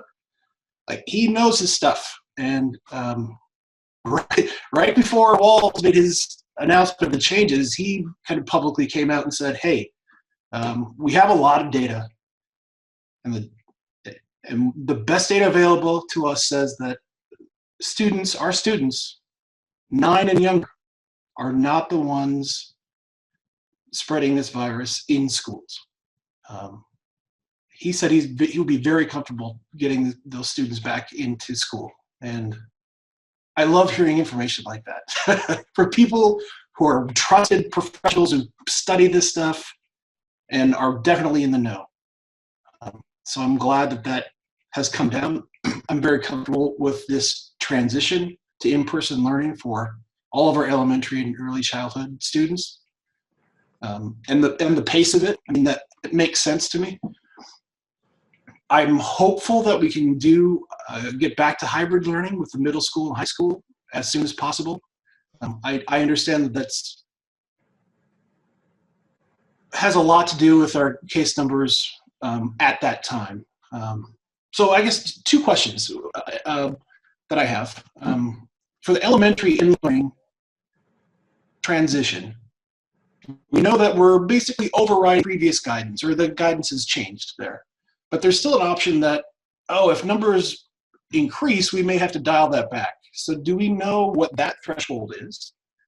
And then second, I just want to confirm for the middle school, high school that guidance hasn't changed. And we're still looking at the 10, 20, 30 cases per 10,000. Sure. For the elementary, those dates, we're pretty solid with that. And when I said there's a difference on the recommendation. One says dependent on COVID-19 data. That's really what we're talking about, local data. And so I think the biggest piece for that is our ability to staff that, making sure that our staff is healthy enough to have in-person learning.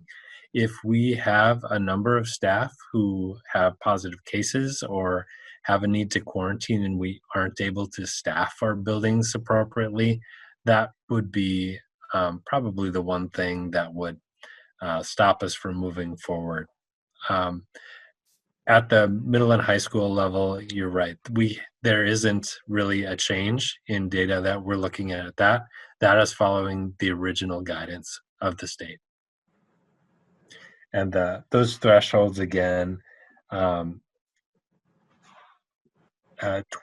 is the threshold between, 10 is the threshold between in-person and hybrid. And then from 20 to 30 is when they go to distance at high school based on that guidance, keeping in mind that our guidance had included looking at the county data, but then also looking at our more local data of what's going on in our school. Are we seeing those transmissions in school?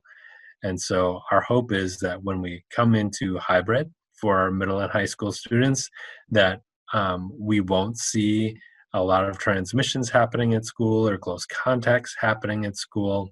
We were able to do that for most of the fall until right before we went into distance learning, and we saw an increase in the number of cases and the number of close contacts.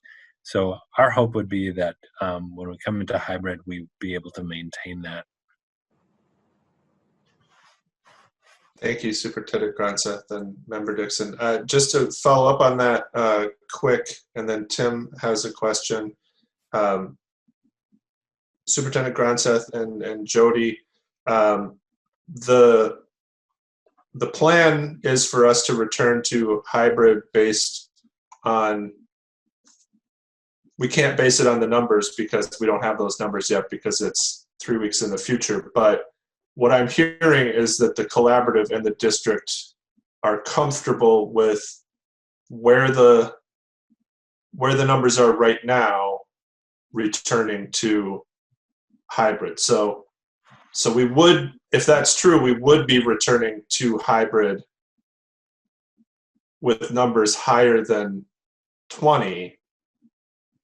Where we say dependent on the numbers is the district and the collaborative's opinion might change if those numbers went to 200 or 180 or something like that. Is that fair?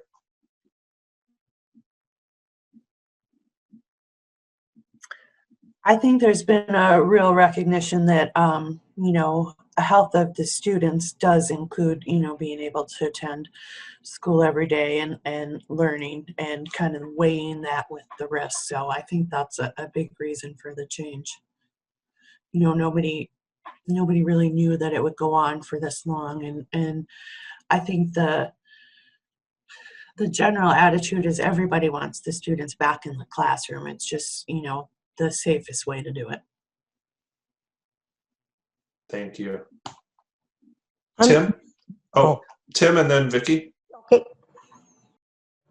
Yeah, Chairman Leonard, I'm going to talk a little bit and piggyback off of Tracy, and I think everybody is frustrated with the process and the fact that we have to go with a number.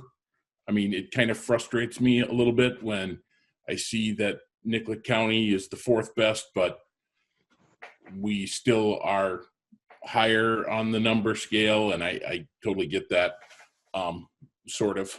But it's frustrating when we all want the kids back in school. Now, with that said, it was really, I'm with Drew. It was great to see going the other way and the definitive process that our K through 4, for sure, you know, I like what's in front of us, that we're getting them into school.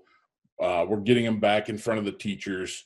I think we heard that it's important to get in front of teachers. There's no doubt about that. And I think we virtually could see with all the public speakers that came forward and are passionate about, half of them coming back, half of them wanting to be safe. There's certainly a divide, and we're tasked with the situation of, you know, going with the recommendation or not. Tracy, I do feel like our hands are tied a little bit. I think that we have an obligation to not look at just what we think or say, but what our school district and how to protect our school, whether it be finances, whether it be our job is to look after the school as a whole on top of that too. So I like the direction of going back to school as best we can, as fast as we can. I don't like that we have to go with numbers, but I think our hands are tied and we have to go with numbers. And if that's what we're going to do, and we're going to go to the regional support team, and we're doing what we have to do to try and get our kids back to school. I just think, in looking at things from an entire school district and protecting ourself against any possible mishap that would happen, should something happen when we go against what is recommended and something happens, we could be facing some pretty serious consequences. So I'll mute now too, just like you said. So no, thanks, Tim. Vicki? Yeah, I too, I am frustrated, because it feels like even if we would say we want the kids back into school, I mean, we're kind of on the fence. We were told that, okay, but the numbers are saying this. So I am frustrated with that. But I'm also, I feel like we all kind of knew, or I thought that with the holidays coming, that we were going to have some high spikes. And people were saying, well, we're probably going to go distance learning. And I think in the back of our minds with the holiday, we all kind of assumed that was going to happen. I liked when we had decided on January 4th, talking about the kids coming back. If it's another week that we have to wait, I think that's okay. I don't like hurrying people. So the parents have to hurry up and get daycare, or the parents have to hurry up and do this, or, and the teachers have to hurry up, and we're giving them time to get their lesson plans ready. I want the kids back in school. I think that's the main thing, is to get them back in school. And so if we have to wait another week, I don't see a problem with that. I just think that getting them back is really important. The trouble we're going to have is when there's no staffing. Then we'll probably have to, come up with another solution there. But as far as the numbers going down, it's a positive sign to me. I really would like to see the kids get back into school. I guess that's all I really have to say. Thank you. Treasurer Carlson? Yes, Chairman Leonard.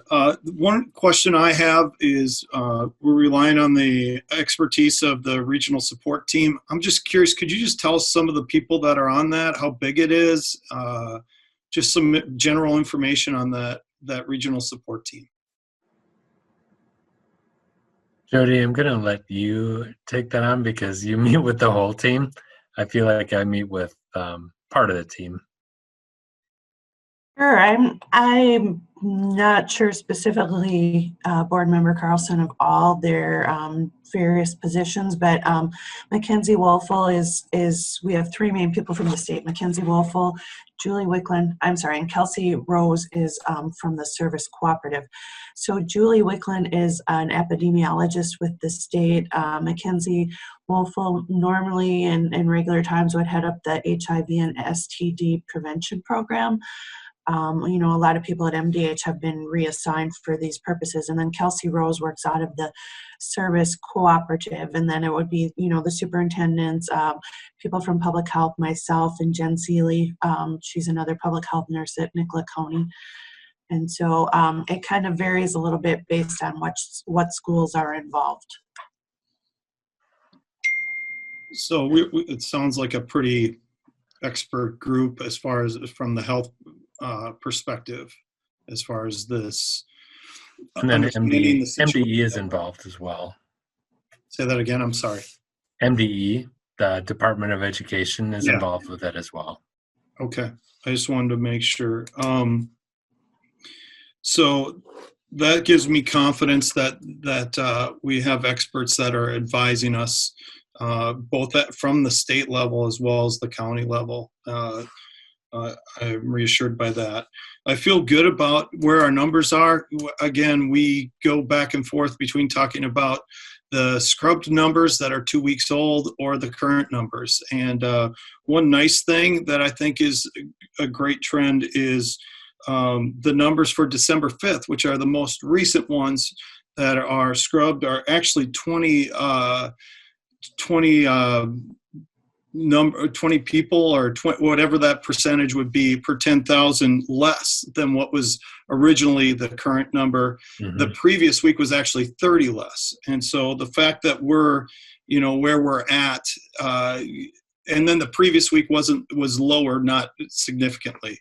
But I think with us being at 48, I want to commend the regional support team and Jody and for allowing us to go to hybrid learning at the middle school and high school level. I think we appreciate that the thought that's been put into that and helping us get our kids back into school at the hybrid level at least. Mr. Gronseth, if I could I get a scenario of, there was that little tail at the end that you would be able to switch to more restrictive. Could you give me some sort of scenario so I can kind of understand why that's being asked for? And absolutely. I think a good example is where we've been, like right before we went into distance learning. At that time, we were probably about a day away from not being able to staff our school for that day. And if we get to the point where we are struggling to meet staffing, I may have to say that we need to shift into a more restrictive model while our staff recovers. That isn't something that I would necessarily want to do without talking to the board members, and likely I would be sending out information to everyone about that. But just in case there is a need to switch on short notice, or if MDE, if the commissioner calls and says you need to change your model, I just need the authorization to be able to do that quickly. My intent would not be to do that without talking to you. I wouldn't want to do it without talking to you unless I absolutely had to. And can I, Treasurer Carlson, just to follow up on that first, my example is a snow day. You know, we don't have a board meeting to decide that we should have a snow day, because that happens in the morning, and we expect our superintendent to drive around at 5 a.m. and talk with other districts and make that call, because that call needs to be made. So that's the example I would give. This wouldn't be anything that, oh, we want to shift in the future. It's, we can't be open today. I have to make that call now. We can't have a school board meeting at 5:30 a.m. kind of situation. I understand that, Chair Leonard. I guess if you need, this is a significant thing that would affect days beyond, that when you make that decision, because the biggest problem we have is we have to give 3 days notice if we're going to have a meeting. And if it needs to be done in a shorter time span, I'm all for it, as long as when you do make that move, that you schedule a board meeting to discuss it with us 3 days after you've made that decision. Or I don't know if it's school days or how it has to play out, but I think that would, and then you can kind of just let's be honest, in this meeting, you're not just talking to us, you're talking to the public as well. And I think that would give you a chance to explain to the board and the public as well as to why the change was made. Thank you. Just to put some specificity on that, it's 72 hours. So it's 72 hours from the time you call it to the time of the meeting. Could We we do can an also, emergency meeting? yeah, we can also schedule an emergency meeting. I think we've been in MSBA meetings where they used to say you should never ever have an emergency meeting. That was before COVID. So I think there's an understanding that you know, sometimes that is necessary. Can we also do the 72-hour thing? Yes. I will say too, just for the public knowledge, other districts are choosing to decide this in different ways. So the Mankato School Board has left it completely up to the superintendent. They are not voting on changing learning models. So I like the way that we have done it. I like the fact that the board has taken responsibility for it, but there's no legal requirement that says it has to be the school board making every decision. We can choose to do that how we want to within the district. And I think that mix of emergency versus planned is a good mix for me. I do want to recognize too that Member Soderlund has had his hand up for a while, so I want to give him a chance to weigh in. Thank you, Ben. I'm going to go in the weeds just a little bit. I had the opportunity to talk to a public health nurse, Jody, today, and I've done some research as far as how can we protect our students and staff at a higher level than we currently are. And one of the ways we can do that is with masks.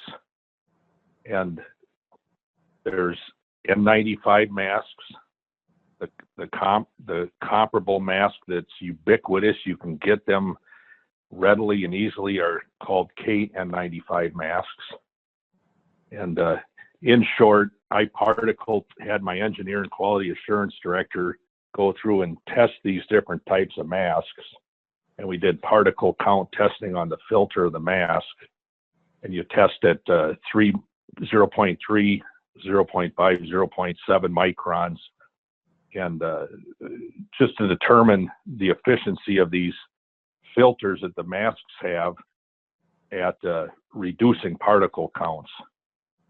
And what we found was the KN95 mask and the N95 mask are comparable. I don't want to get off into all kinds of tangents here, but the mask that the St. Peter Saints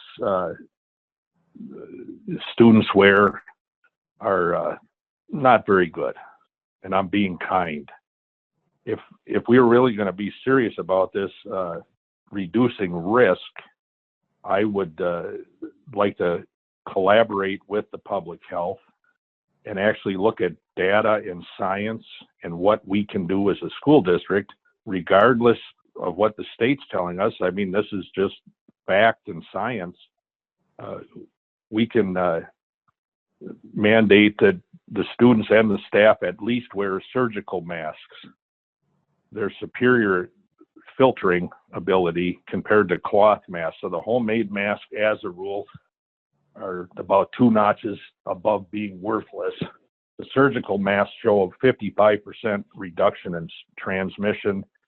The KN95 and the N95 masks are being worn by healthcare providers in direct contact with COVID patients, along with a face shield and gloves, and they're able to interact regularly with patients that have COVID and they're not getting it. So that being said, there are things that we can do as a school district, because people are worried about this, and they rightfully so, that we can reduce the risk of exposure within that setting. And one thing is screening. In my opinion, we're essentially doing no screening. I think we lack education. I think there's,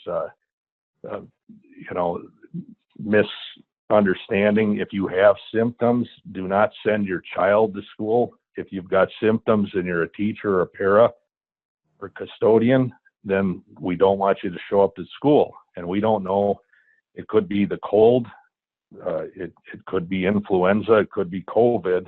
The symptoms look a lot alike. But if you have those symptoms, don't go to school and don't send your child to school. So I think I appreciate the regional team. I think there's some science and things that are being, we can use science to do a better job as a school district, regardless of what the state's advocating. The state's advocating wearing a mask. Well, it doesn't tell us what kind of mask. And, there's better quality masks that we could be offering as a school district. So I feel comfortable in opening the school up, provided that we are taking those types of precautions. So that's all I have. Thank you, Member Soderlund. Chair Leonard, I had one other thing that I was hoping would be considered.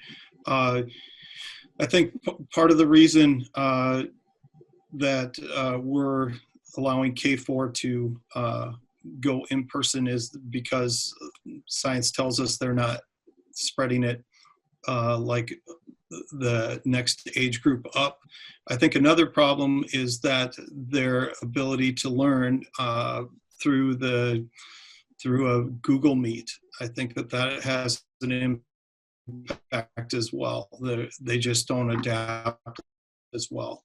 On the flip side of that, I hope we will consider some sort of hybrid plus mode for those students that can handle technology and use it as a learning tool, meaning possibly allowing Zoom or Google Meet in on their off days. It would allow them to go,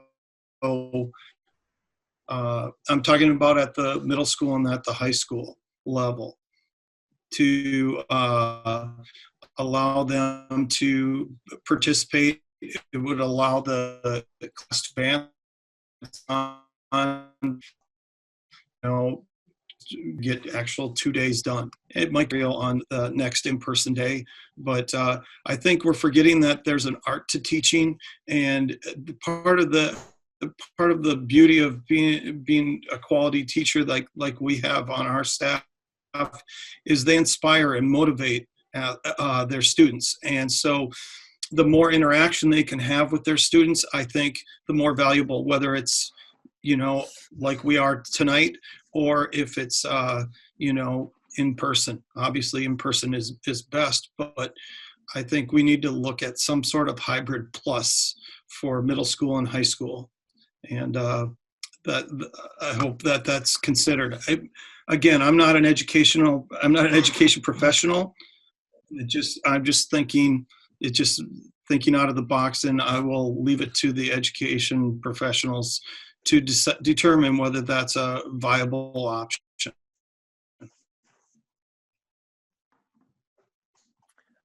If I could, I just want to say I know that some of that has been happening with some classes, maybe not all the time, but I think that there's been events like when a speaker's coming, or if they're doing some kind of experiment that it works well on. I think where it works, people have started doing that, and I would expect that would continue. But we'll certainly take that under advisement. I know it is one of the areas that was included in the Safe Learning Plan, is people shouldn't be expected to do that all the time. Like, that isn't the main way that they're teaching on that day. But I think there are certainly opportunities that it could work really well for both students and staff.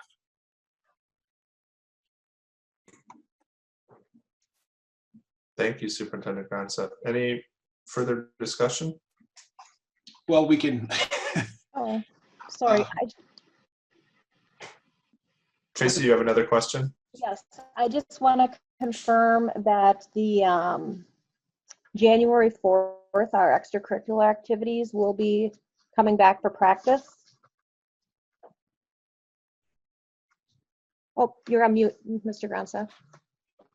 I owe Mrs. Olkey a quarter.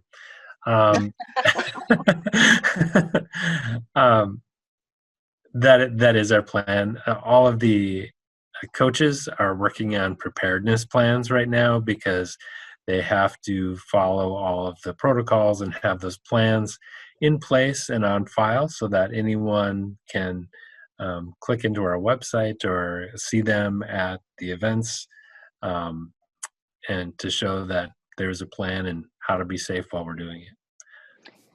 And then just to confirm too with the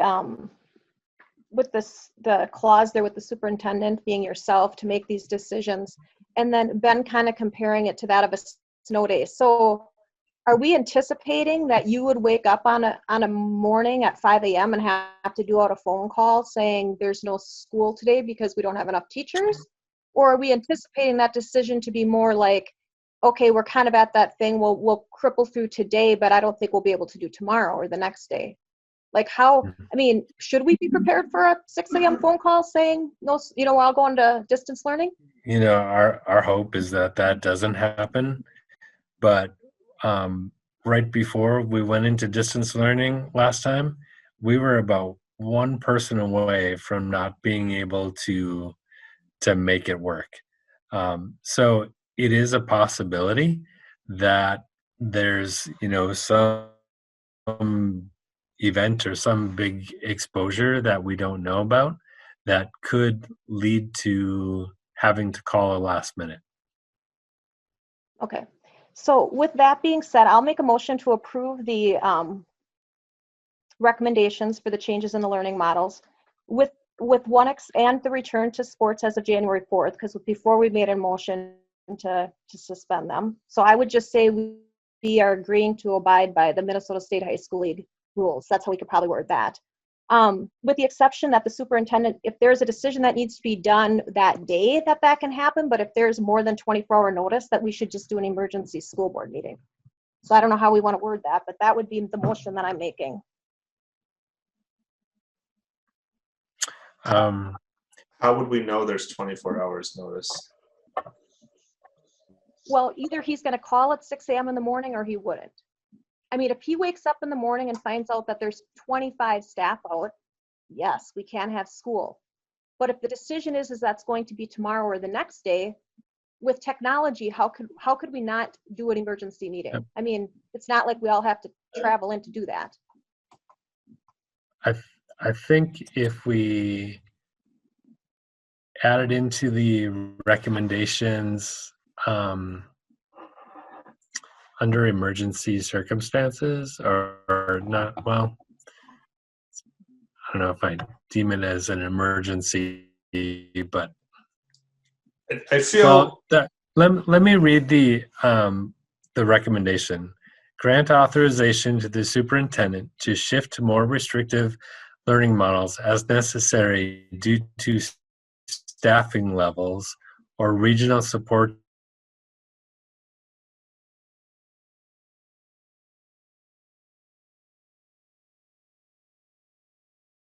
that we have is kind of being taken away. Well, it's still within the district because it's our superintendent, and we do authorize him to spend $27 million a year. So I think I'm comfortable with our superintendent being tasked to make that decision in a split second, given that he's going to be closest to all of the information needed to make that decision. I certainly am comfortable with that too. That's if that decision needs to be made right away. I'm just saying if the decision is made for a future day, that we would do an emergency meeting. But that's my motion. If nobody's going to second it, that's fine. But I just want the minutes to show that was my motion. Well, this is Bill Soderlund. I'll second that motion.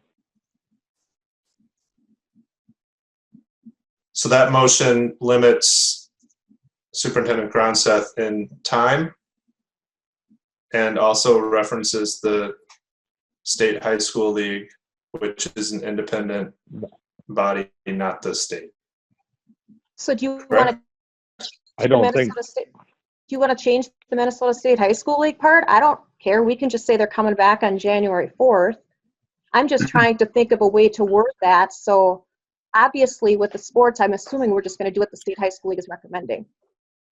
But if we don't want that in there, then take that out, I guess. Superintendent Gronseth. The activities starting on the 4th was actually part of the executive order. So it was the governor's order that stopped the activities, and it was the governor's order that is allowing practice to come. So it's not actually the high school league. Okay, then we can take that part of the motion out. Was that included in the presentation tonight? I thought you put something about co-curriculars in there. Yeah, it's it was on the second page under changing guidance. So to Tracy's motion, if she just says the recommendations provided tonight, that would include co-curriculars, correct? Yep. Thank you, John, for helping.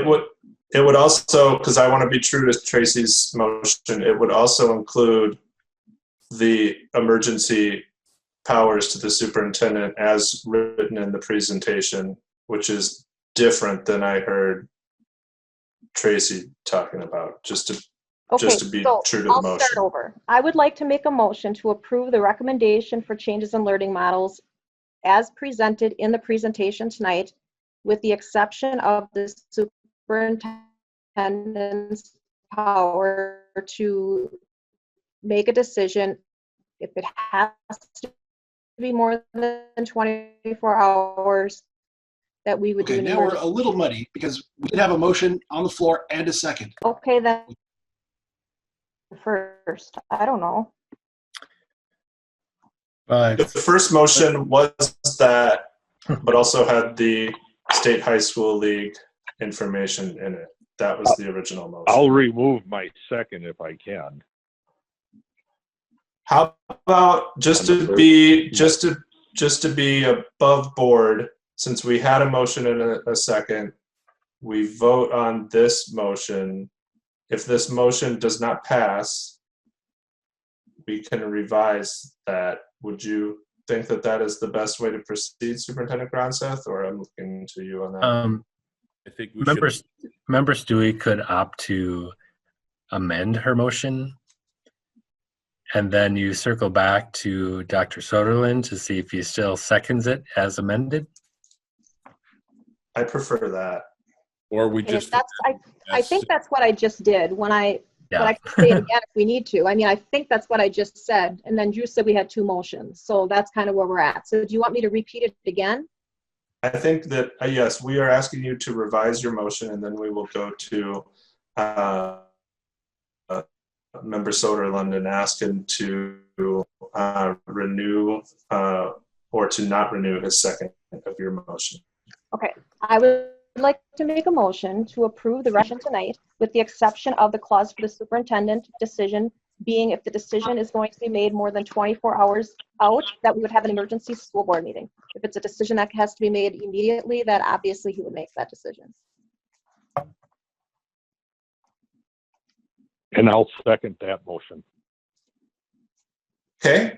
Further discussion, I would like to hear again from the superintendent. Can we just check in with Sarah? I know that it's tough to sometimes catch up with these motions when you're taking minutes, but just making sure that she got that.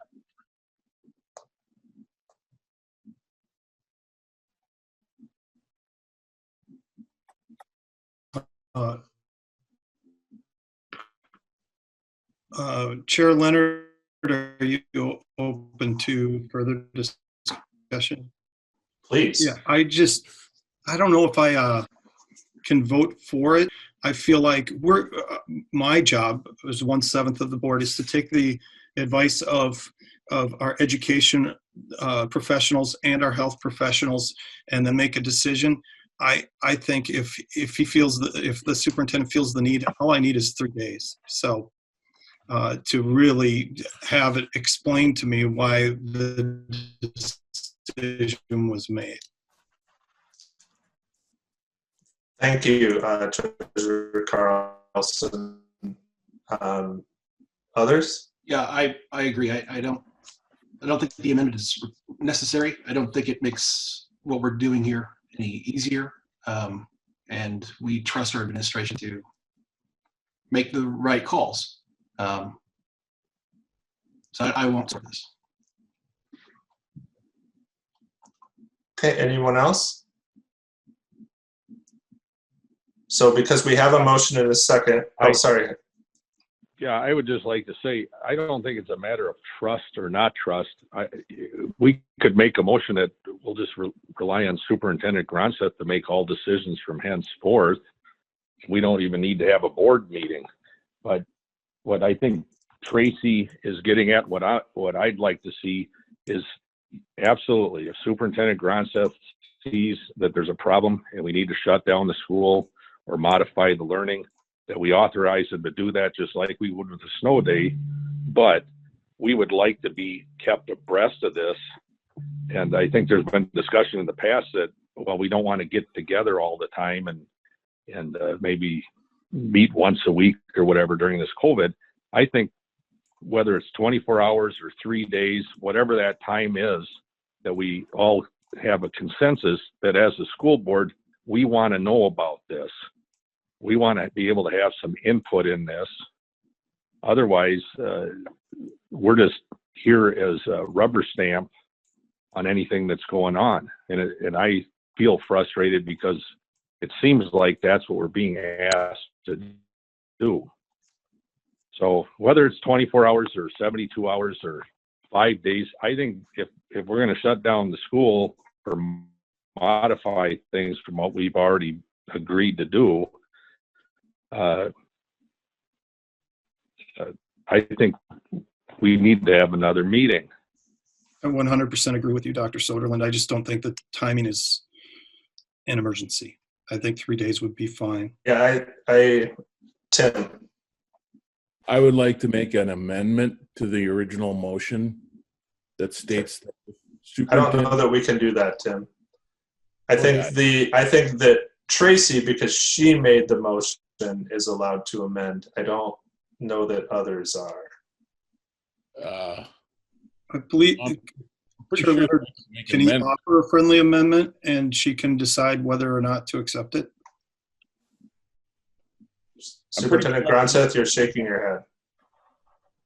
Yeah, you can do that. You can offer a friendly amendment, and then if it's not accepted, he could move to amend the amendment, and then you vote on that, and then you vote on the amendment, and then you vote on the motion. Correct. Excellent. Go forth, Tim. Well, I can offer a friendly amendment, or I can just amend it, but we don't need 3 votes. So I'll offer a friendly amendment that says, if Superintendent Gronseth or the superintendent determines that we're going to go to a more restrictive learning model, that we have a meeting of the school board as soon as 72 hours or as quickly as possible henceforth. I mean, once that's decision has been made, as early as 72 hours instead of 24. So can I clarify? So he makes the decision and then reports to the board what he did? Mr. Gronseth, I like you. I just want you to know that up front. This is not a trust issue for me. This is a matter of me understanding what our role really is on the school board and feedback that I'm receiving in live time. So that's kind of where I'm trying to. So Tim, are you saying that the decision is made and then there's an informational meeting? Or is there a meeting? In 3 days, 3 days, we have a school board meeting. Okay. And then I think maybe I can bring some clarity. Is what what Tracy is saying, that if I have to make a same day decision, that I just do that. But if I'm making a decision, so today is Monday, I call a meeting and do that before I make that call for 3 days from now. But if I'm making it right now for the morning, I could just go ahead and do that and let you know that that's what's happening. It's when the decision is in the future that the board would be involved. That would be my intent anyway. Okay. But I think that is what you're trying to capture. So if that's your intent, and if we can word it in such a way that your intent is clear as to how I made the motion, then even better. So I'll keep my motion or my amendment as is. Did that make sense for Member Lokenskar? It didn't make sense to me. Can you? So basically she's authorizing emergency authorization. So if I'm making a decision that today or tomorrow morning we have to close, that I have the authorization to go ahead and do that. If I am making a call that in 3 or 4 days we're not likely going to be able to continue, then I would call the board together, because there's time to call the board together before that happens. That makes sense to me. I just want to make sure that that is the intent and the wording of the motion. I think I was clear, but That's the intent of the amended yes. motion. Yes, the amended motion. Okay, so we have that motion. Member Soderlund, would you like to second the amended motion? I'll second that.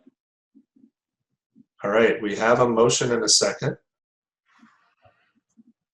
We will now, any further discussion? No? All right, we will do a roll call vote. Everyone clear? We're voting on the amended motion, correct? Yes. Okay. John? Carlson, aye. Bill? Soderlund, aye. Tracy? Louis, aye. Vicky? Hager, aye. Tim? Lokenskar, aye. Drew? Dixon, aye. Leonard, aye. Motion carries unanimously. All right, that brings us to the end of our information items. I appreciate all the board members' contributions tonight and thinking about this, and I appreciate the public input, and I appreciate Superintendent Gronsa's work, our administrative team's work, and all of our staff at the district. So thank you. Moving on to information items, we have the Community and Family Education Report and Profile. So Tammy Skinner. Thank you. I'm just going to share my screen with you. And are you able to see the report? Yes. Okay. So each year I like to provide you with a report of the previous school year's information about community and family education. This is the cover page, and just wanted to make mention that the top picture is from our ESL class for adults. Kind of a fun thing we did. We had some community members who came in. This was the fall of 2019, and they showed our students how to make pies from scratch. So with community and family education, we have the unique opportunity that we can design things to meet the needs of our community. So all of our programs and our services are really driven by community needs and the interests of our community members. Talking about the benefits of St. Peter Community and Family Education, first First of all, we provide safe, accessible learning environments and opportunities for all ages.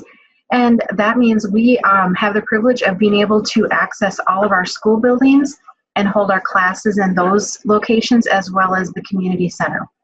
We also connect families to school and community resources. We have the opportunity to provide ECFE classes and school readiness preschool under ETV's leadership. We also partner with the St. Peter Area Food Shelf to offer the Children's Weekend Food Program and the Teen Pantry, and we collaborate with the Senior Center in order to offer programming through the Recreation Department. Our program is called Life Classes, which is Learning is Forever. Again, with ETV's leadership, we are able to help prepare children for kindergarten, whether it's through early childhood screening, which helps us to identify learning issues that our young learners might have before they enter school. We also help kids get ready for kindergarten through all of our preschool classes.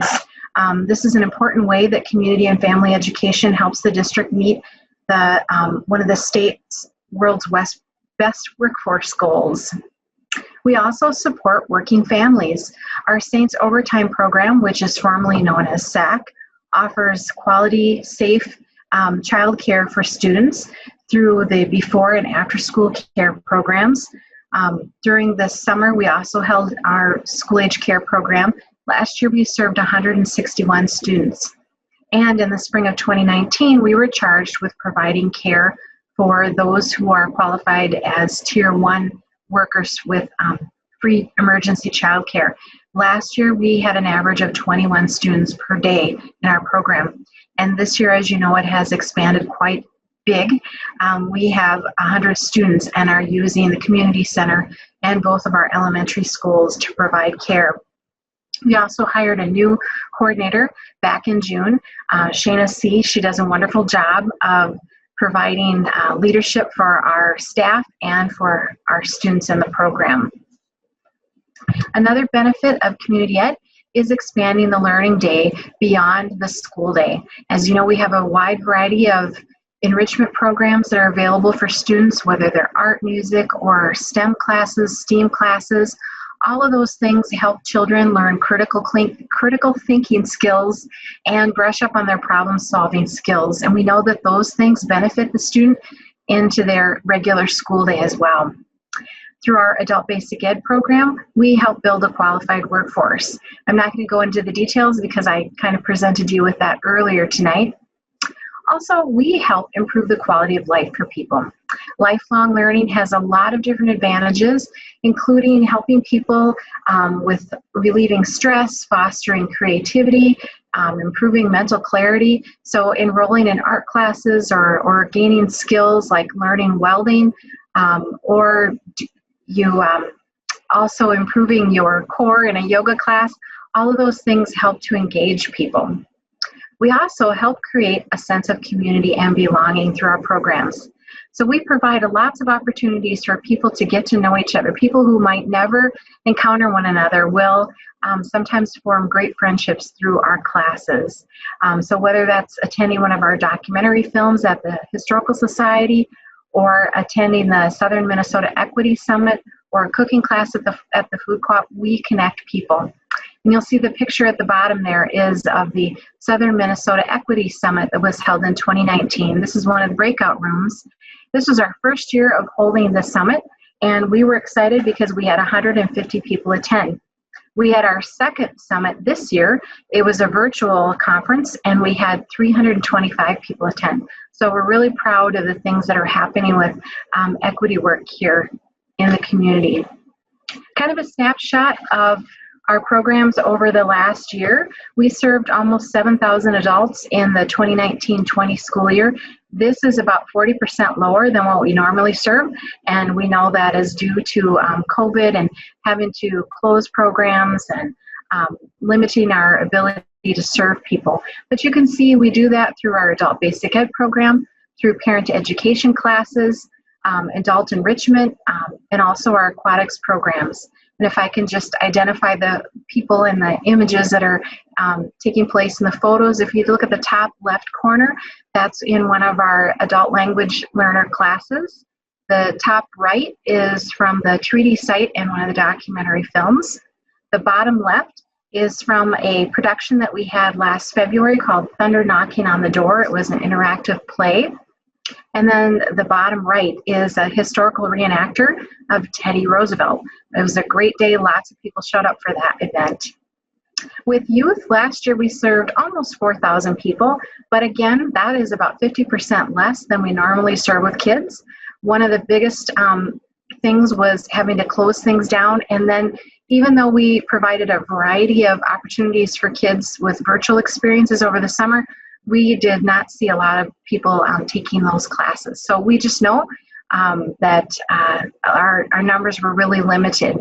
But we serve our youth through ECFE classes, school readiness preschool, our school age care program, after school classes and events, summer enrichment, the exploration recreation program, we partner with them, and also through aquatics. And to let you know what's happening in the photos here, the upper left is from our Wet and Wild swim time with our school age care program. And the far upper right is Joni Anderson's preschool class. Aren't those little kids cute in that picture? The bottom left is from the fall of 2019, an after-school STEM class. And the lower right picture is from Saints Care, and there was, the kids were doing a science experiment. So you can see through Community Ed, we do a variety of things, and we're excited that we can be part of the school district, and we are happy to serve our community.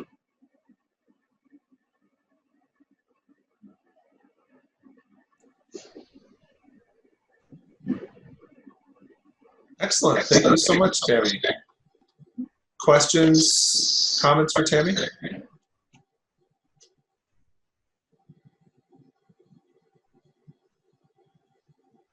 You have great programs. I think that is very important for our community, and I thank you for it. Thank you. We have a lot of great people that work with us. I also want to thank you Yeah, for putting together the Saints overtime. I know that's been like maybe a headache. I don't know, probably of it in itself, and it's helping a lot of people. So thank you for that. Thank you. I've known Tammy for many years, and she truly has a heart for the children, the adults, and the community, and everybody's. So thank you, Tammy, for all you're doing. I certainly appreciate it. Thank you very much. It's a pleasure. Thank you, Tammy.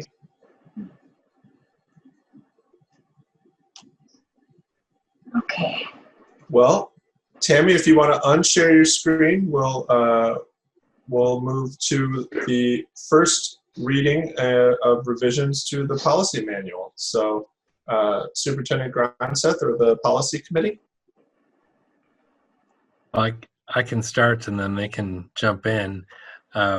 We are beginning a huge undertaking of transitioning from our policies to MSBA numbering system and MSBA model policies, which in the long run is going to be very helpful for the district.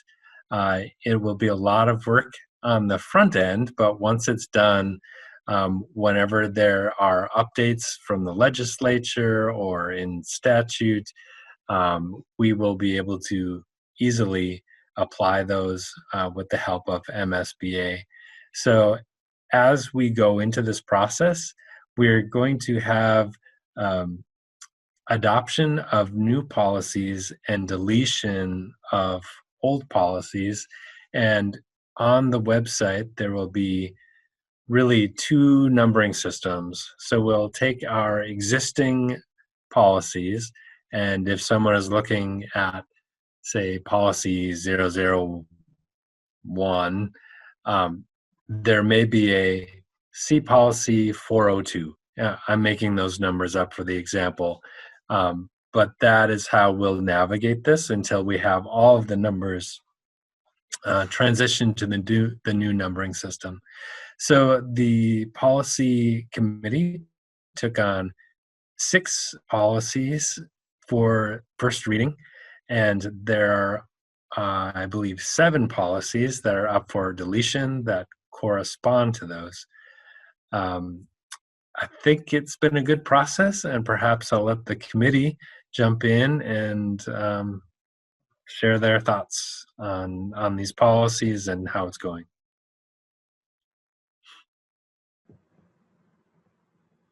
Well, this is Vicki. For me, it's been confusing. The number systems is really hard, but it's interesting when you start comparing the two that, you know, we're not too far off, but there are some information that we don't have, which is really good that we're starting to apply that. So I think it's a good process. This is Tracy. I'm also on that committee, and I think that that's been, I don't know, I'm kind of excited about it. I know that sounds weird, but it's going to be a good time for us to clean some things up. And Mr. Gronstedt is really good about guiding us through that process as well. But the numbering system will be goofy for a little while, and there might be some policies that, you know, some policies overlap and things, so it'll be a work in progress, but it'll be really nice when it's done.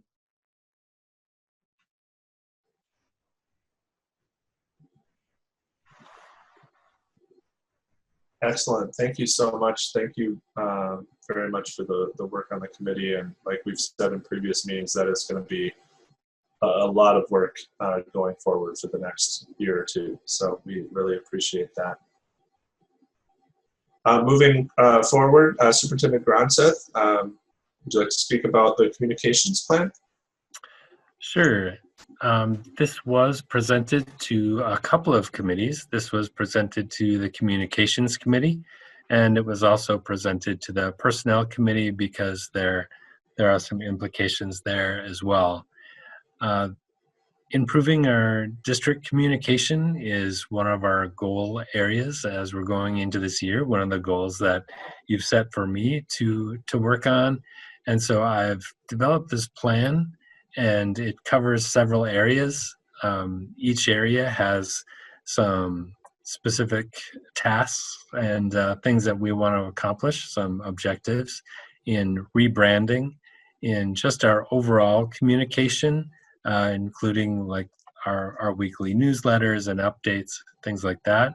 Our website has been an area that we've wanted to see some improvement and some ongoing updates and maybe some ease of access to our website, some improvements on that. We talked about emergency communications.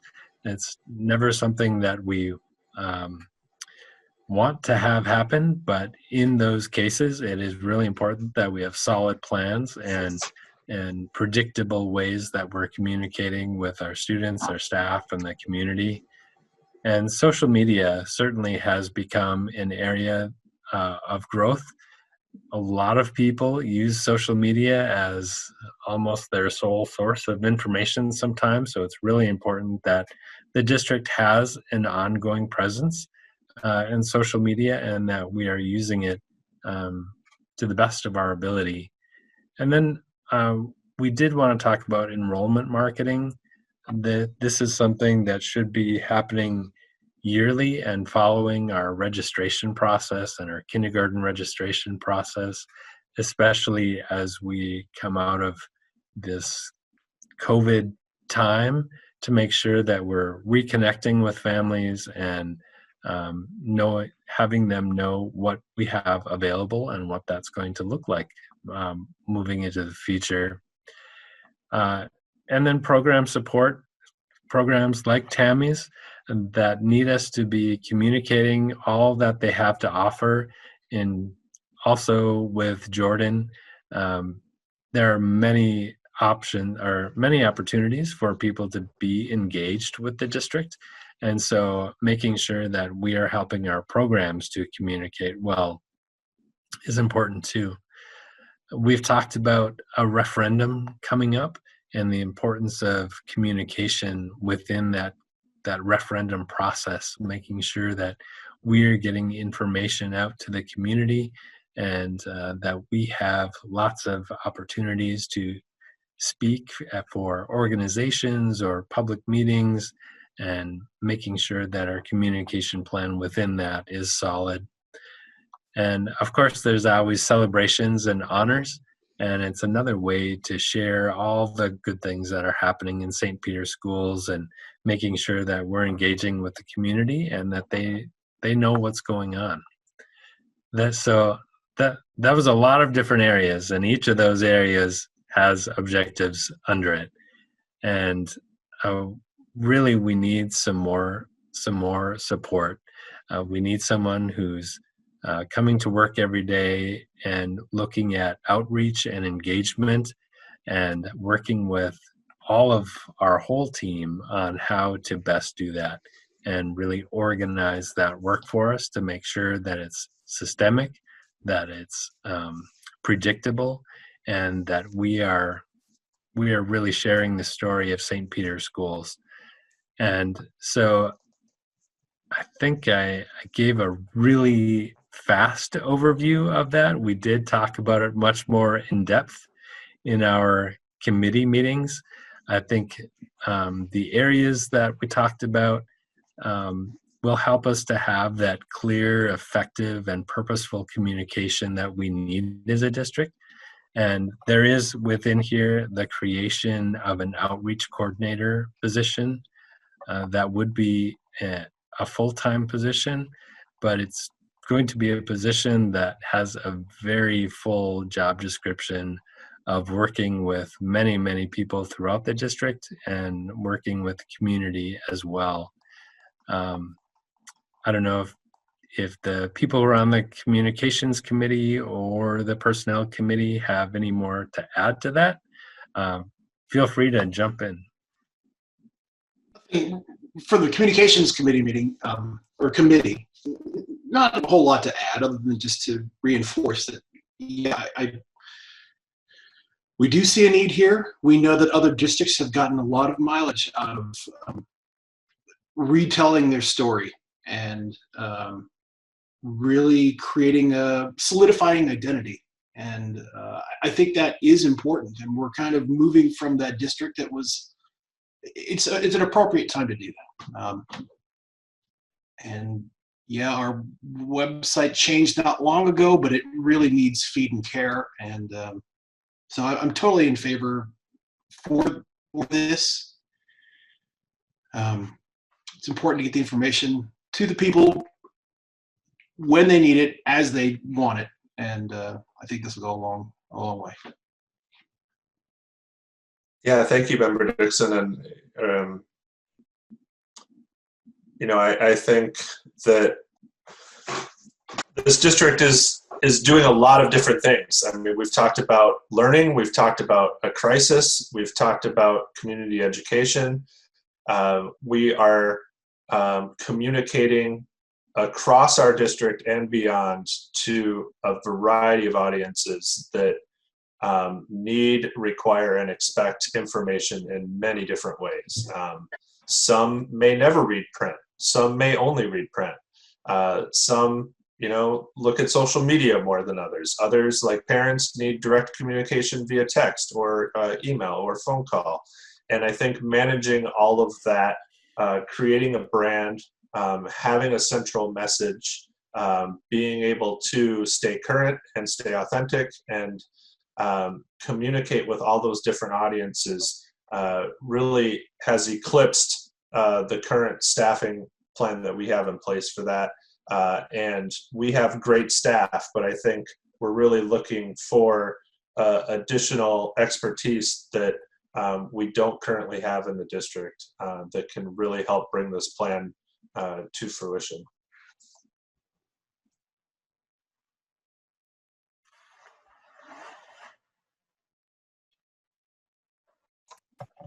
Any other comments or thoughts?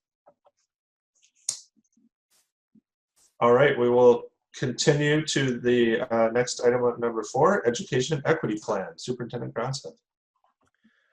This is another area that I'm really excited about. Way back in February and March, when we began our conversations together, we had a lot of conversations about equity and about diversity and our needs in those areas. And as I talked to people throughout the community, as I came in and met with community members and students and and parents. We also talked a lot about diversity and our needs in the area of education equity. And I have been focusing on some of this work, and this equity plan includes a few different pieces. One is the creation of an education equity advisory council. It will be made up of community members from several different organizations and several different backgrounds.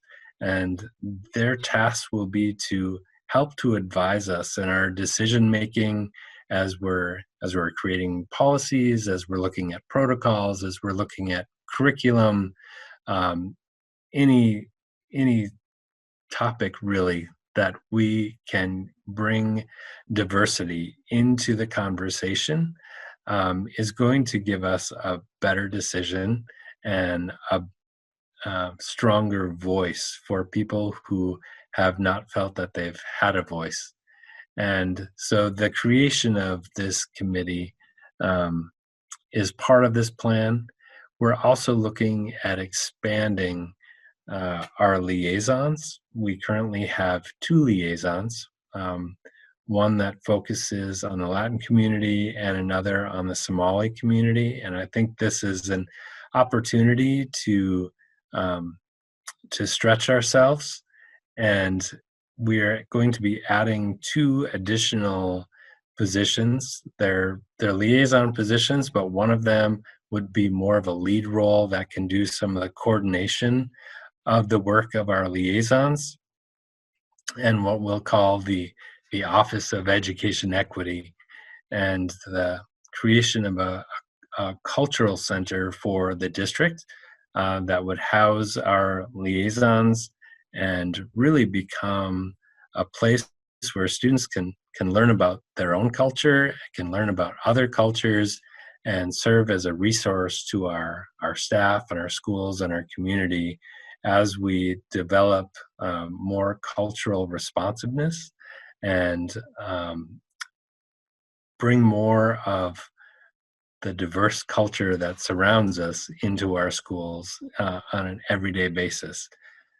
We know that there are differences when we look at outcomes in our district, both academic and behavioral, and those are areas that we really need to work and focus on in a very purposeful way. And I'm really excited about this work. I'm excited to share more about this plan, and I look forward to working more closely with the community through the advisory council and through opportunities created in a cultural center. And this was also presented to the personnel committee as we're adding liaison positions in that lead position. And so if others have more to add about this, I'd be happy to hear from you.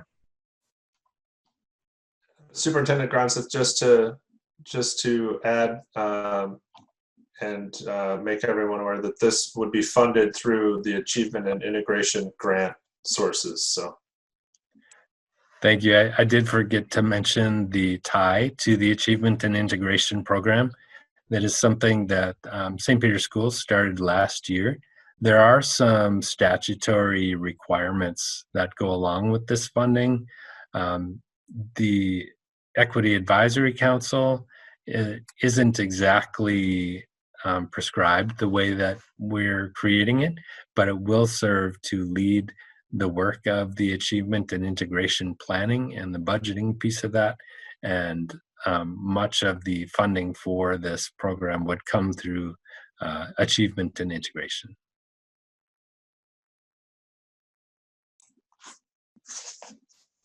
Thank you. Questions? Again, I'm really excited about this. I think these are trajectory changing projects for the district, and I was going to say it a little bit later, but I commend you, Superintendent Gronseth. I commend the administrators and staff that are working on this. I mean, we're talking about big big things, complex things, really important things, and you're also dealing with a pandemic at the same time. And again, to restate, that policy project is also a beast. So I just want to recognize that while we are very focused on the pandemic and learning models and reacting to state guidance and numbers, we are also continuing the work of the district and really doing some aspirational things and moving things forward. So thank you. A facilities update. Mr. Bachman.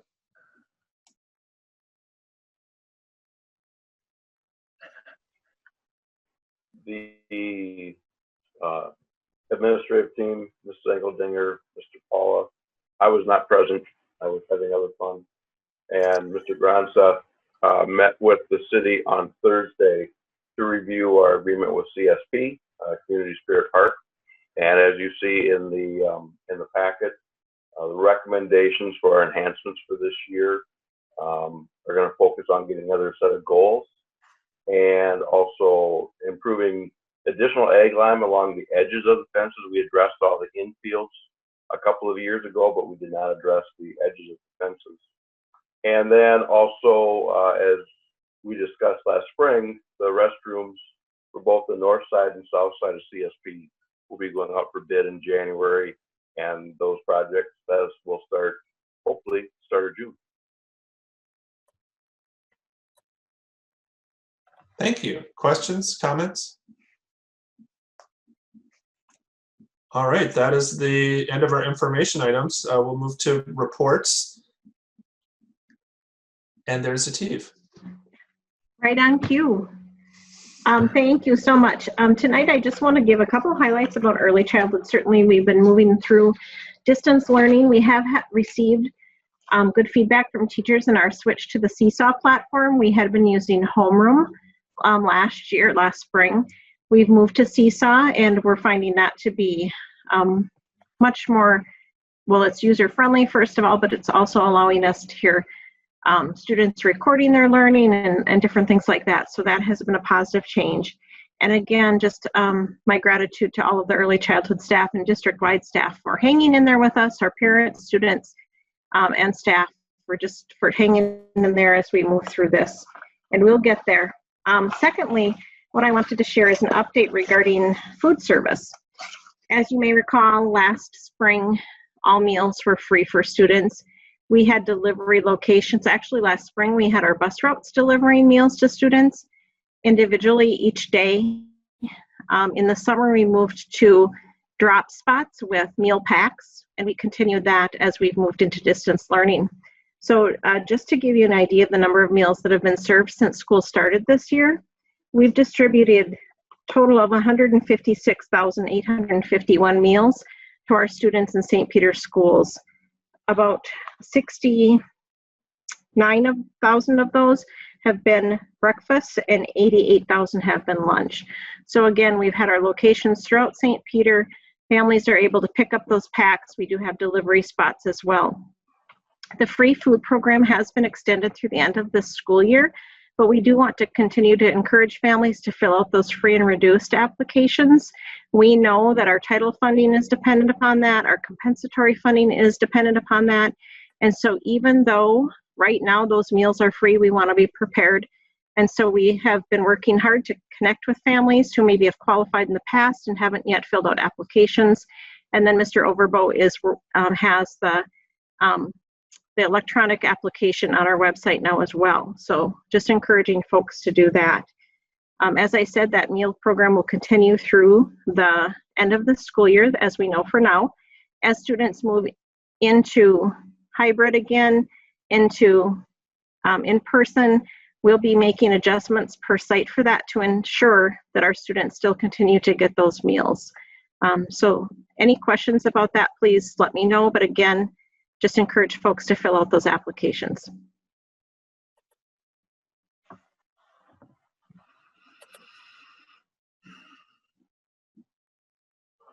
Oh, Doreen, you owe yourself a quarter. Again, that's probably a 50-cent move.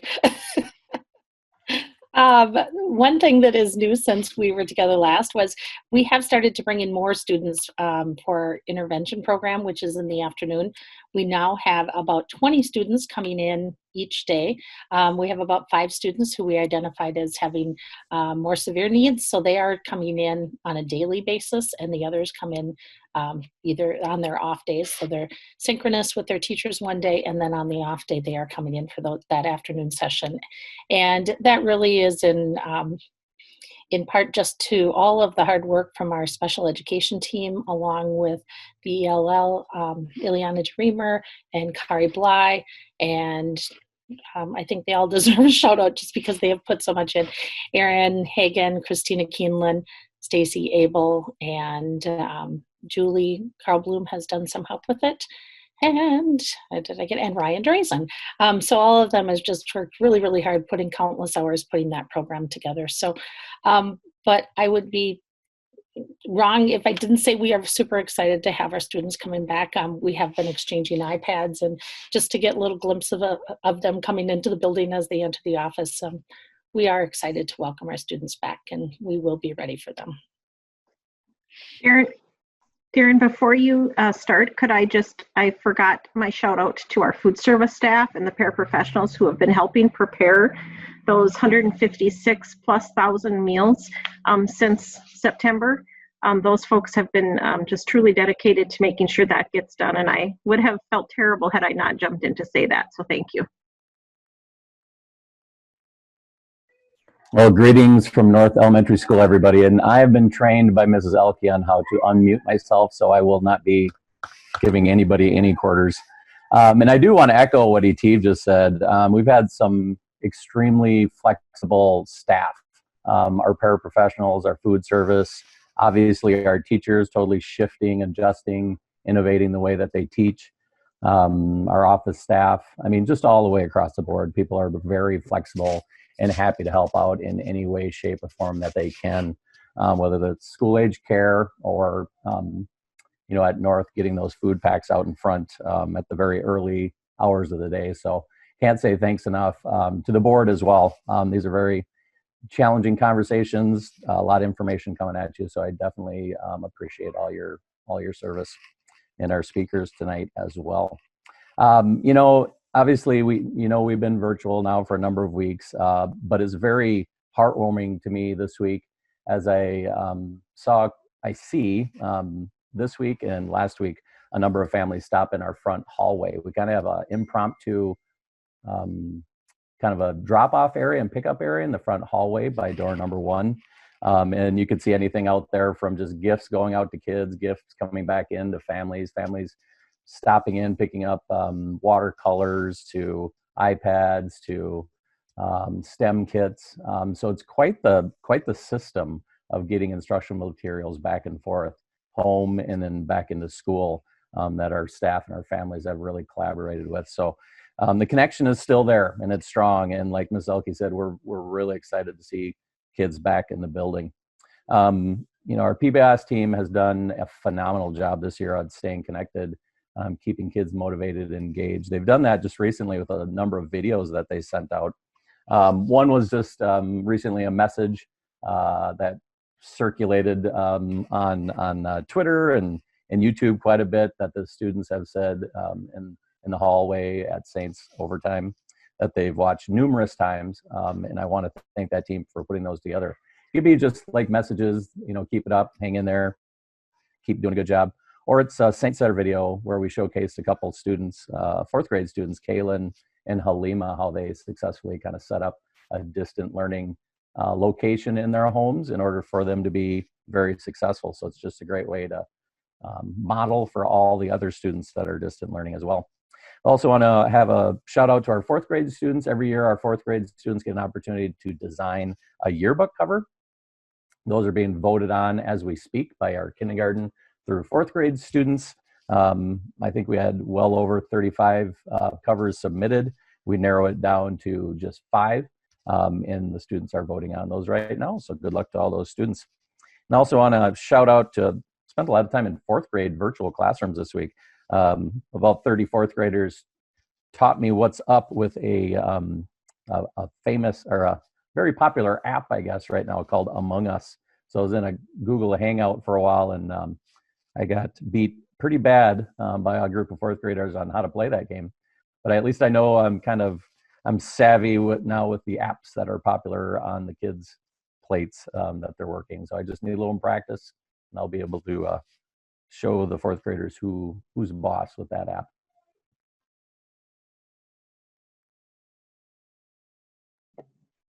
At the middle school, we continue to work through distance learning with our daily synchronous schedule. Seems to be working fairly well for the majority of our students and staff. I'm impressed every single day with the persistence of our students, of our parents, of our community, and especially of our teachers. We have breaks starting on Wednesday, and this break, more than any break in my career, I think staff deserves it. We're going to get rested up, and we're going to get ready to go back to work on the 4th.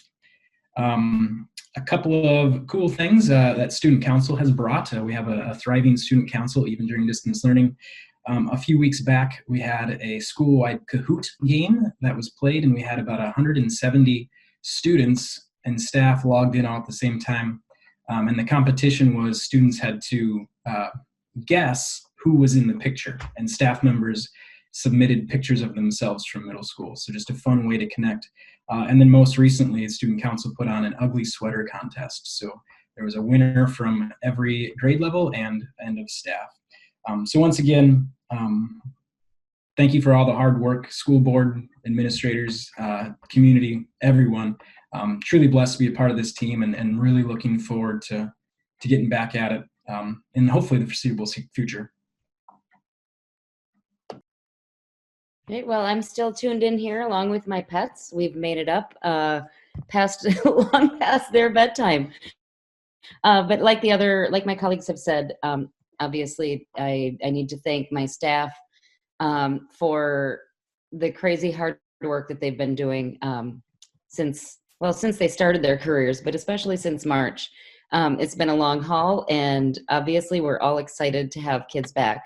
None of us went into these jobs to walk around a fairly empty school building. It's what gives us energy, and we can't wait to have them back. That being said, we need to have them back safely. So thank you to our school board for making these tough decisions.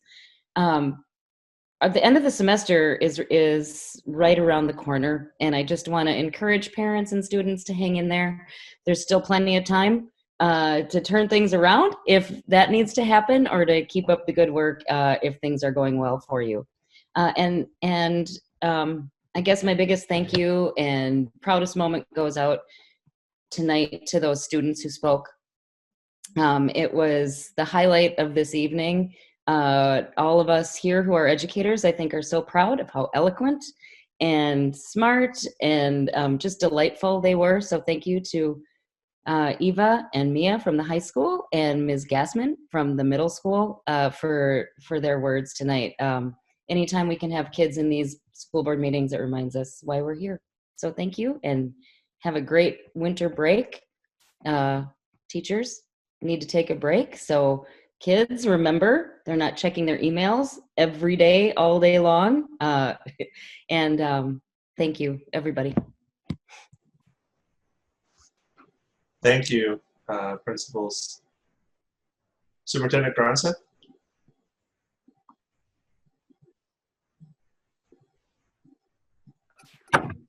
There you go, Doreen. Another quarter. She's going to have a buck before the night's over. All right. I know it's been a long meeting, so I will be brief. I want to start with a word of appreciation too. I know that these are trying times for all of us, and we are fortunate that we have so many people working to make things better, from St. Peter staff to community partners to scientists and medical professionals, all working to improve the situation. And I'm thankful for all of their efforts. You know, one day our students in the future are going to be learning about the decisions that we're making right now, the way that we're approaching things right now, and all of us are playing an important role in creating that history.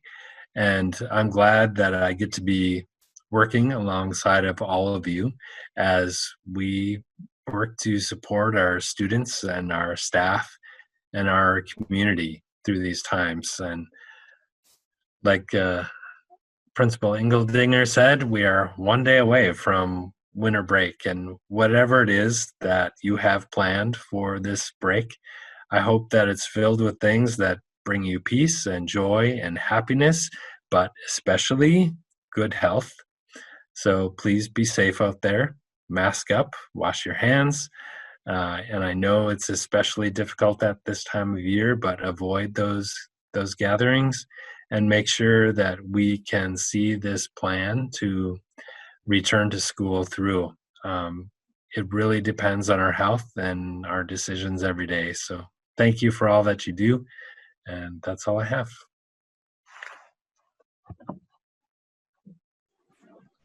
Thank you, Superintendent Gronseth. We'll go around the table for board members. John? Thank you, Chair Leonard. One thing that I wish he was still on, but I just want to send a shout out to thank Jody for advocating for our school district. I mean, the decision to allow our middle school and high school to go to hybrid, you know, already at this stage, I know it can change, but she had to work hard to convince and advocate for our district, and so I want to thank her for that. The one other thing I meant to say when I was talking about hybrid plus or whatever you want to call about is the next population I'm worried about is those that may choose distance learning as their learning model, especially at the middle school and high school. I think that if we can connect with them every day, I think that would be great. And then compliment the community for, you know, obviously everybody kept waiting for the Thanksgiving spike and it wasn't there. Then I think that's a credit to our community. And I hope we continue that diligence over the Christmas break, and compliment my fellow board members and especially Chair Leonard and the eye of the storm, Mr. Gronseth, for guiding us through these tough decisions that need to be made. So thank you. Thank you, John. Bill? Yeah, I'd like to thank the students and the parents that spoke tonight. That was very helpful to hear. And I'll second what John just said. Thank you. Tracy? Well, I had on my list too, and I just wanted to thank the people who talked, but especially the students. I know when I was in high school, I would not have spoke that eloquently. Not even sure I do yet, even as an adult. So they're very impressed. And then I like talking to students and asking them how distance learning is going. And it's always really kind of comforting, because there certainly are the kids that are struggling, and we all know that. But I think the teachers need to keep in mind there are some kids that are really doing well with it. And the creativity they put into, like, Christmas sweaters and cahoots and all these other things really does engage the kids. And I know it can get frustrating when you're thinking about your kids that aren't engaging, but you are getting some people.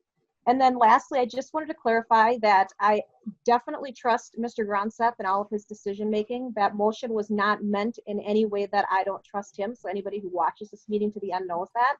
It was more just us defining our role.